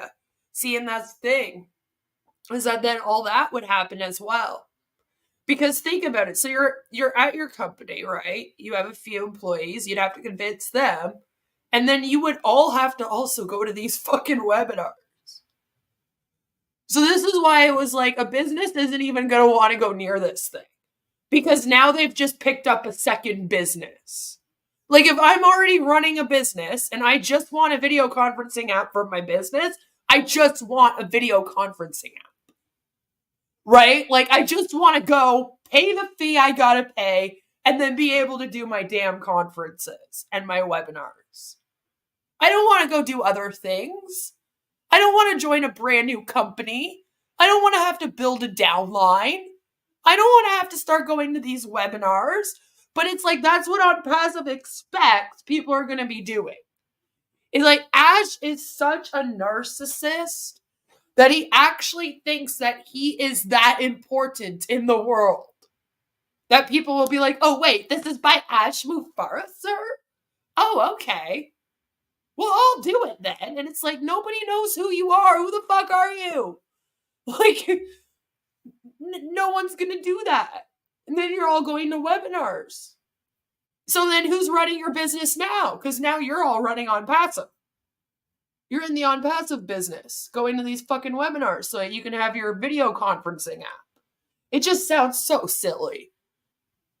Because, like, that's what you would have to do. And then if you want to sell it, you have to buy it. And then even if you were only in this thing to use it, I feel like they would still pressure you to sell it. Is that just me? Like, there would be no, like, oh yeah, you can just come in and use it. I don't think they're going to have customers. It's going to be very much MLM. MLMs don't have customers. All of their customers, even if you are buying from an MLM right now, you're on their list as someone to make a distributor. Their goal is always to turn you from a customer to a seller. Like, just normal customers don't exist much. Very, very small percent. And like, OnPassive's gonna be no different. It will be the exact same. So I just don't see it happening. No matter what way you try to like make this work and think about it, it doesn't work. He's the king of cliche. I mean, yeah. Once people see that 170-page manual, how can they say no? Right? And that's the other thing. Then you also got people downloading that and everyone has to read that shit. Good luck telling your workplace to like download that. Oh, you all have to study this. Like, people are quitting. People are quitting. You have now fucked over your business. Now nobody works for you. They're like, no, I'm out of here. Mike sleeps in the bottom drawer of his filing cabinet. I'm always like, why does he have such a filing cabinet? He seems to have a couple of them in there. What's he filing away in there? He's got like all of his scam stuff in there. My favorite is when Jean donated to Marty in honor of her daughter's birthday. Oh, yeah. Yeah, like things like that. It's like, why are you giving Marty money? Because it's your daughter's birthday. Like, you're paying Marty to say happy birthday to your daughter. Okay, but like, imagine if Marty got a cameo. People would be like, who's this guy? Who is this? I want to see a day in the life of Mike Ellis. We should get them to start doing videos like that. I want to know if he talks to everyone this dry. He just seems so dry when he talks. Like, does he talk to the people that he likes like that? He's always got this like professional face on, you know? It comes off a little fake to me. So I want to know, Mr. Mufareh. I want to know if he's like this with everyone. Hello, Thane. Good to see you. He goes to work. He does. I want to see it. Wonder how he works. Anyone realize that Mike's office looks like they built rooms in the attic? His wife is trying to get him as far away from her as possible. It does, eh? It has that type of ceiling.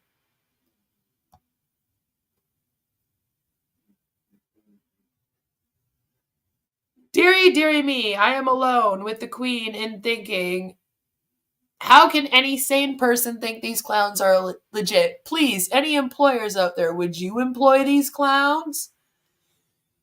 I wouldn't.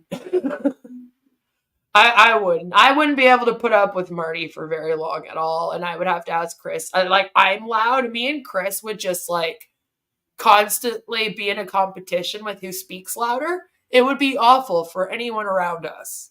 They would be like, no, you need to go. Mike's the guy at the party explaining why Mandela deserved to be in prison. Probably, actually. I'd rather a cameo from Foodie than Marty, honestly, yeah.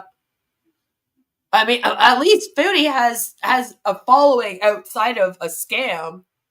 You know, some of her following might be bought in a scam, but she's probably more famous than Marty.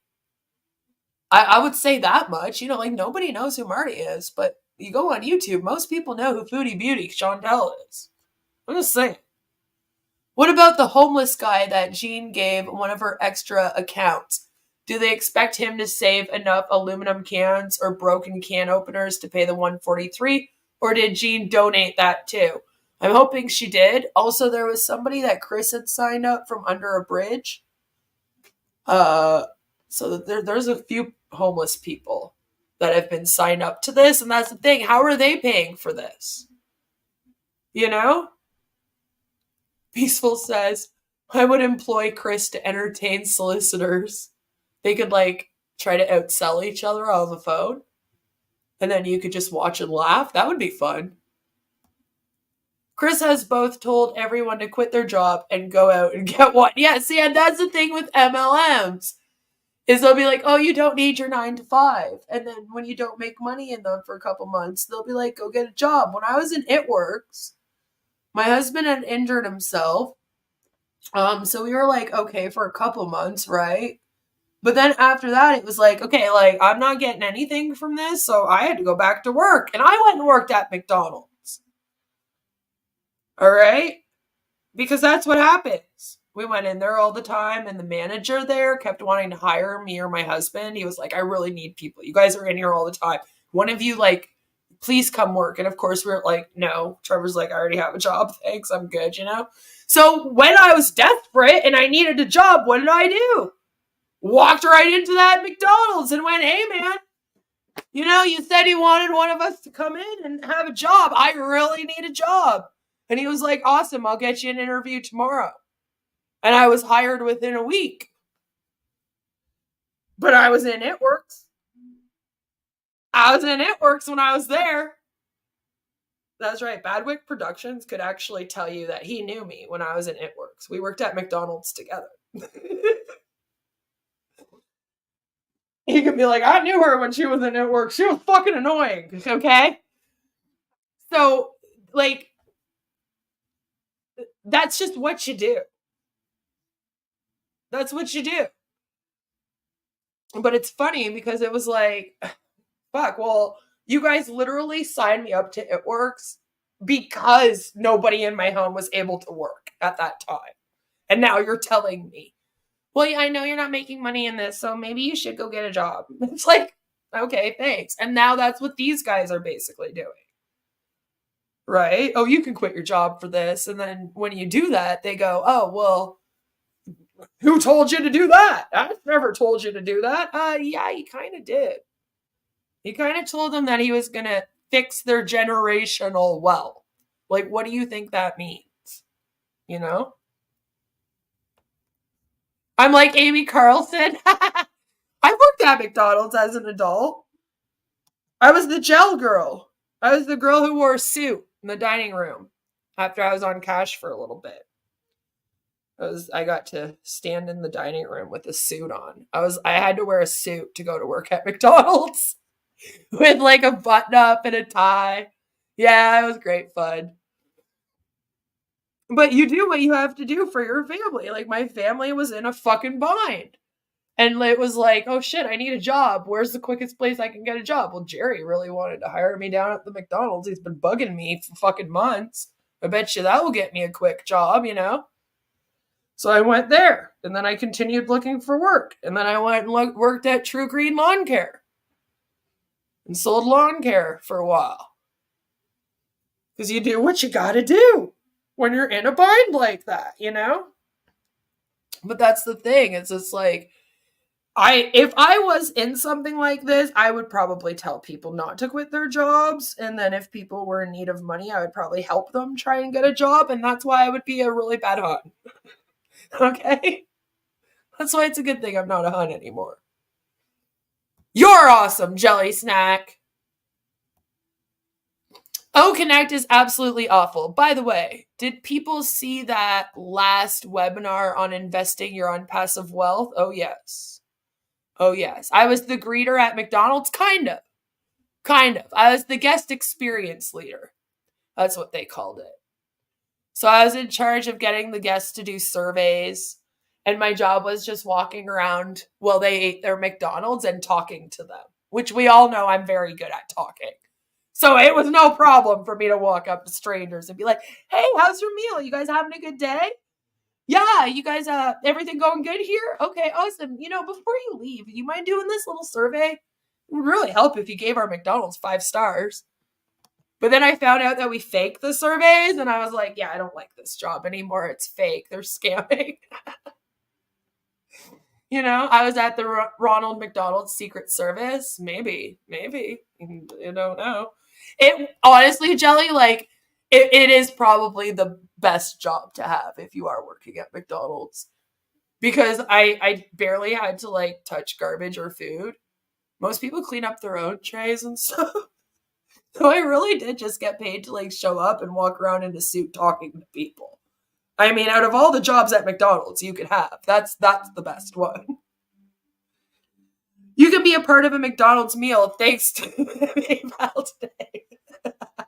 Yes, donate to my PayPal. Buy me McDonald's now.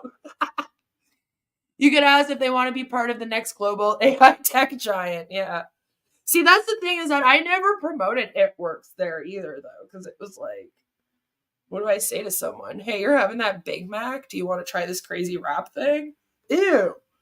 That was kind of what I started to wake up. See, so it kind of worked against them, telling me to go get a job, right?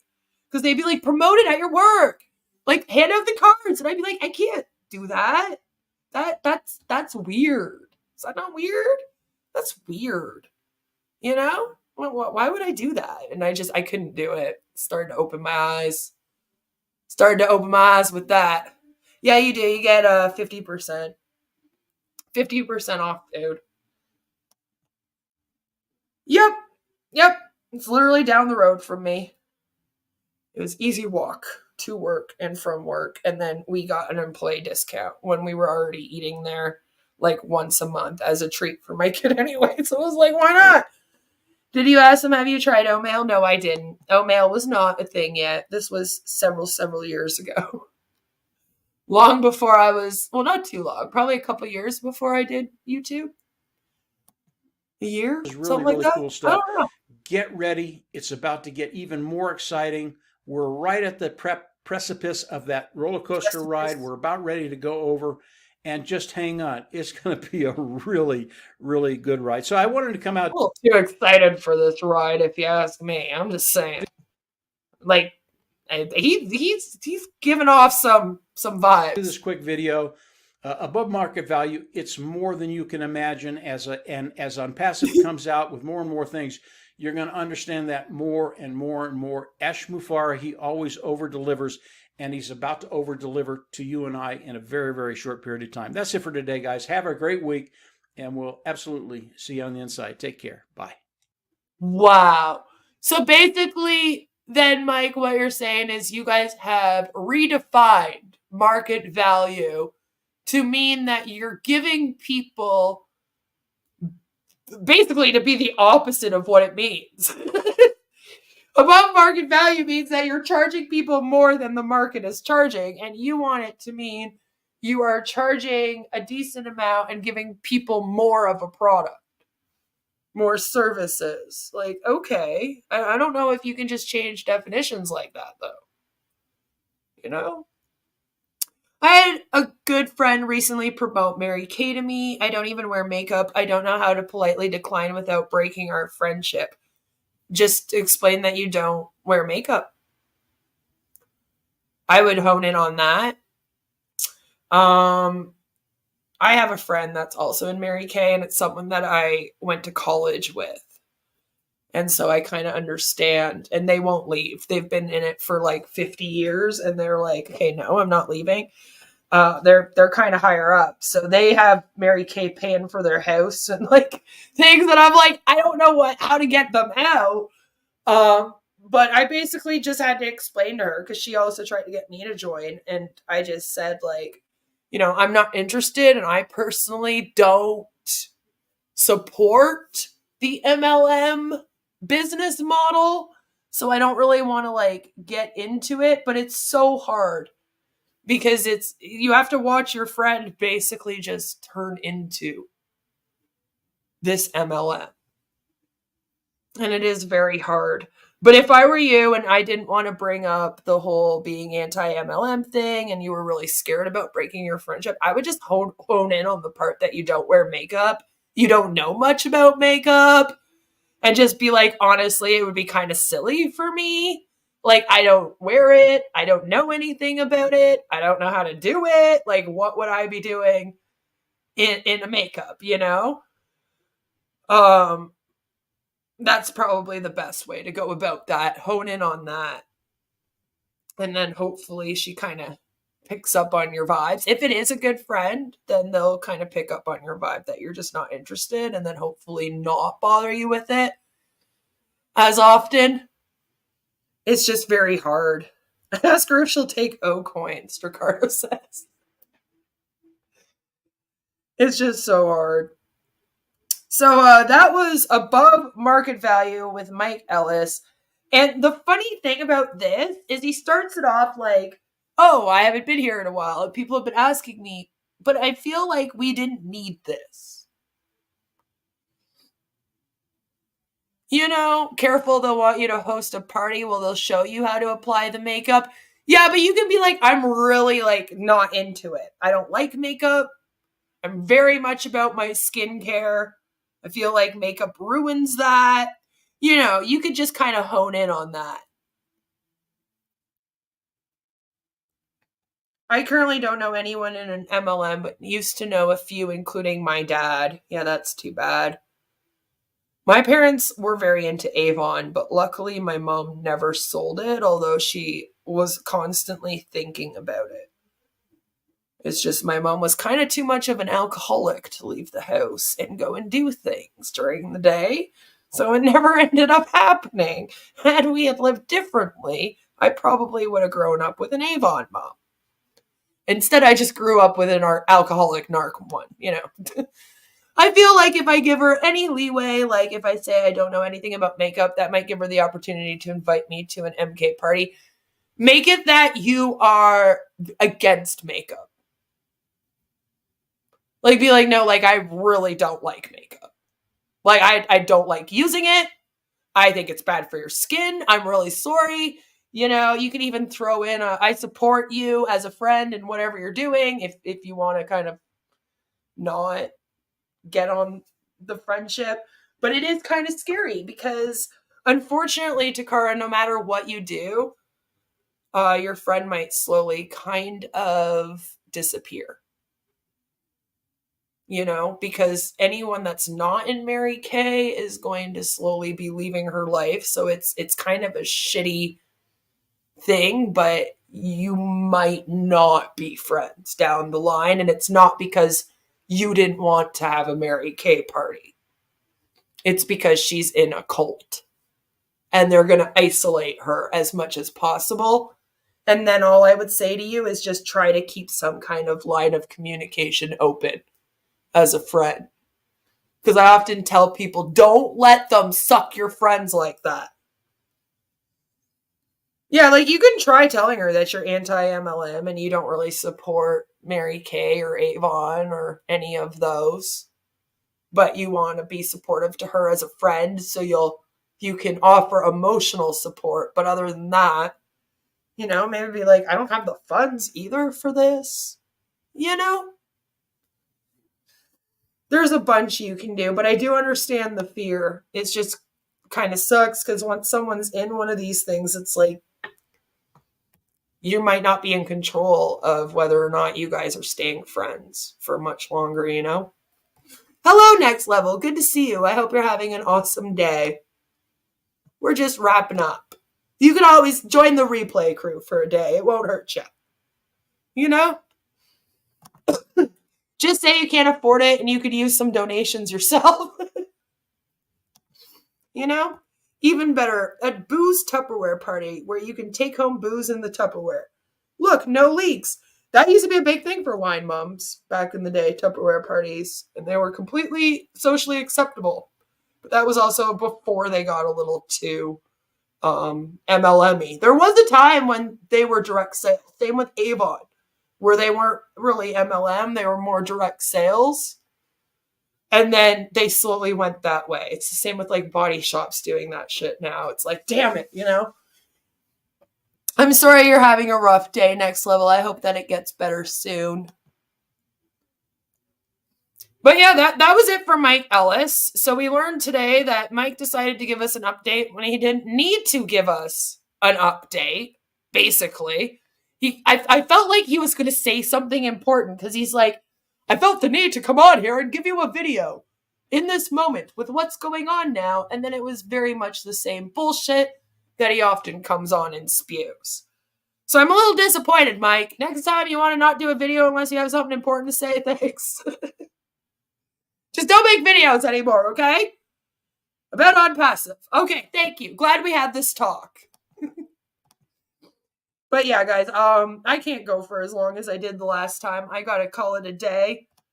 So I hope you enjoyed that. I think it's interesting that they have redefined market value, you know, but I'll see if they catch on. Hopefully now, whenever you hear them say that, you can have a little giggle to yourself about how it means the opposite of what they think it means.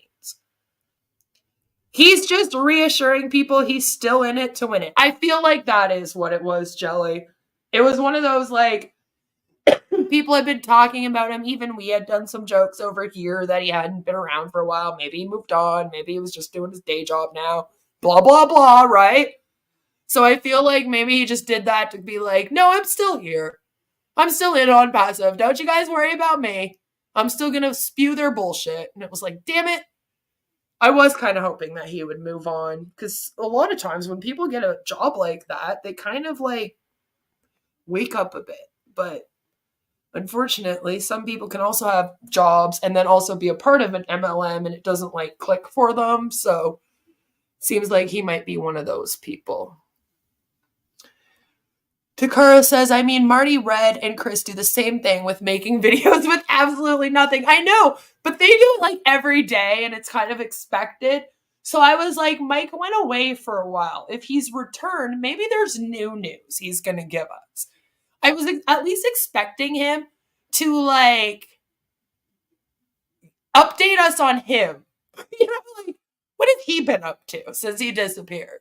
And then that didn't happen either. It was like, okay, so you really do have no reason for doing this other than still here, still in OnPassive. Joe, thank you for the 657. I will check as soon as I get off of here. I think they've redefined success, yes, and it means the opposite of success. Success means that you just wait to get your commissions. I'm going to continue covering this, obviously. I should be able to do a stream tomorrow, so stay tuned for that on the community tab. Thank you all for being here. I know that this one's a little bit shorter, I guess, compared to the ones that I've been doing, but I got a lot to do today. It's Monday, so I'll have to catch you guys tomorrow. Have a fabulous MLM Monday. Again, go check out all the other anti-MLM creators and send them your love and tell them that I sent you. I love you all. Have a fabulous rest of your day. And just like always... I'm Mike Ellis, by the way. No, Mike. No, not that. And to win it!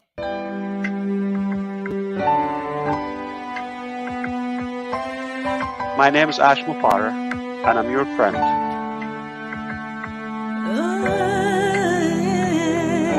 My name is Ash Mufara, and I'm your friend.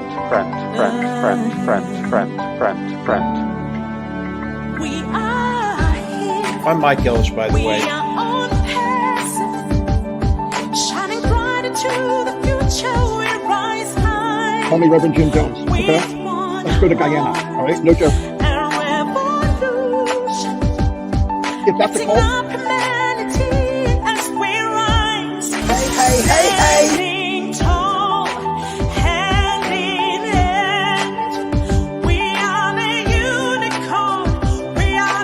And I'm your friend.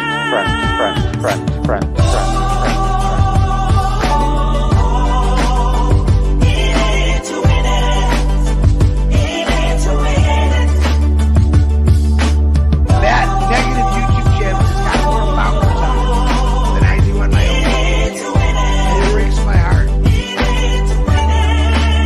And I'm your friend.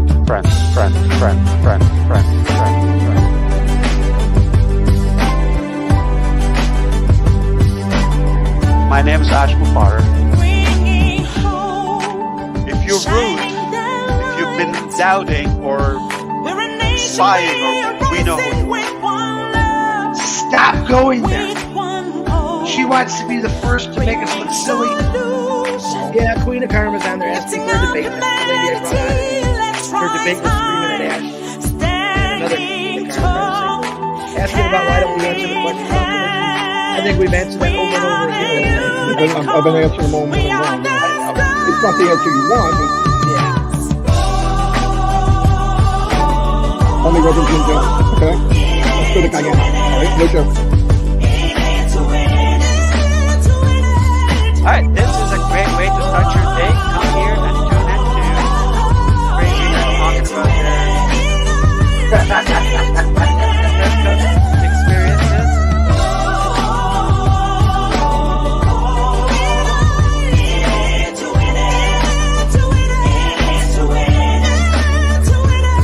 My name is Ashmo Potter, and I'm your friend.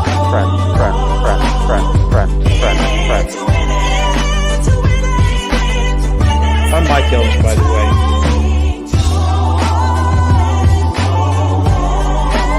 And I'm your friend.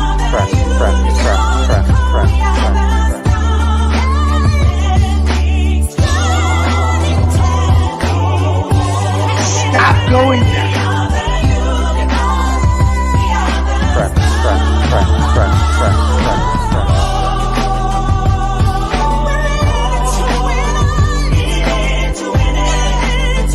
That negative YouTube channel has got more followers on it than I do on my own YouTube channel. And it breaks my heart. And I'm your friend.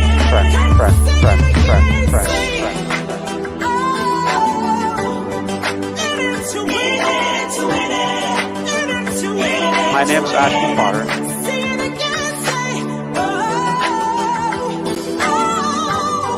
Have a good day, everybody. Love you, bye. Yeah, Queen of Karma's on there. My name is Ashmo Potter, and I'm your friend.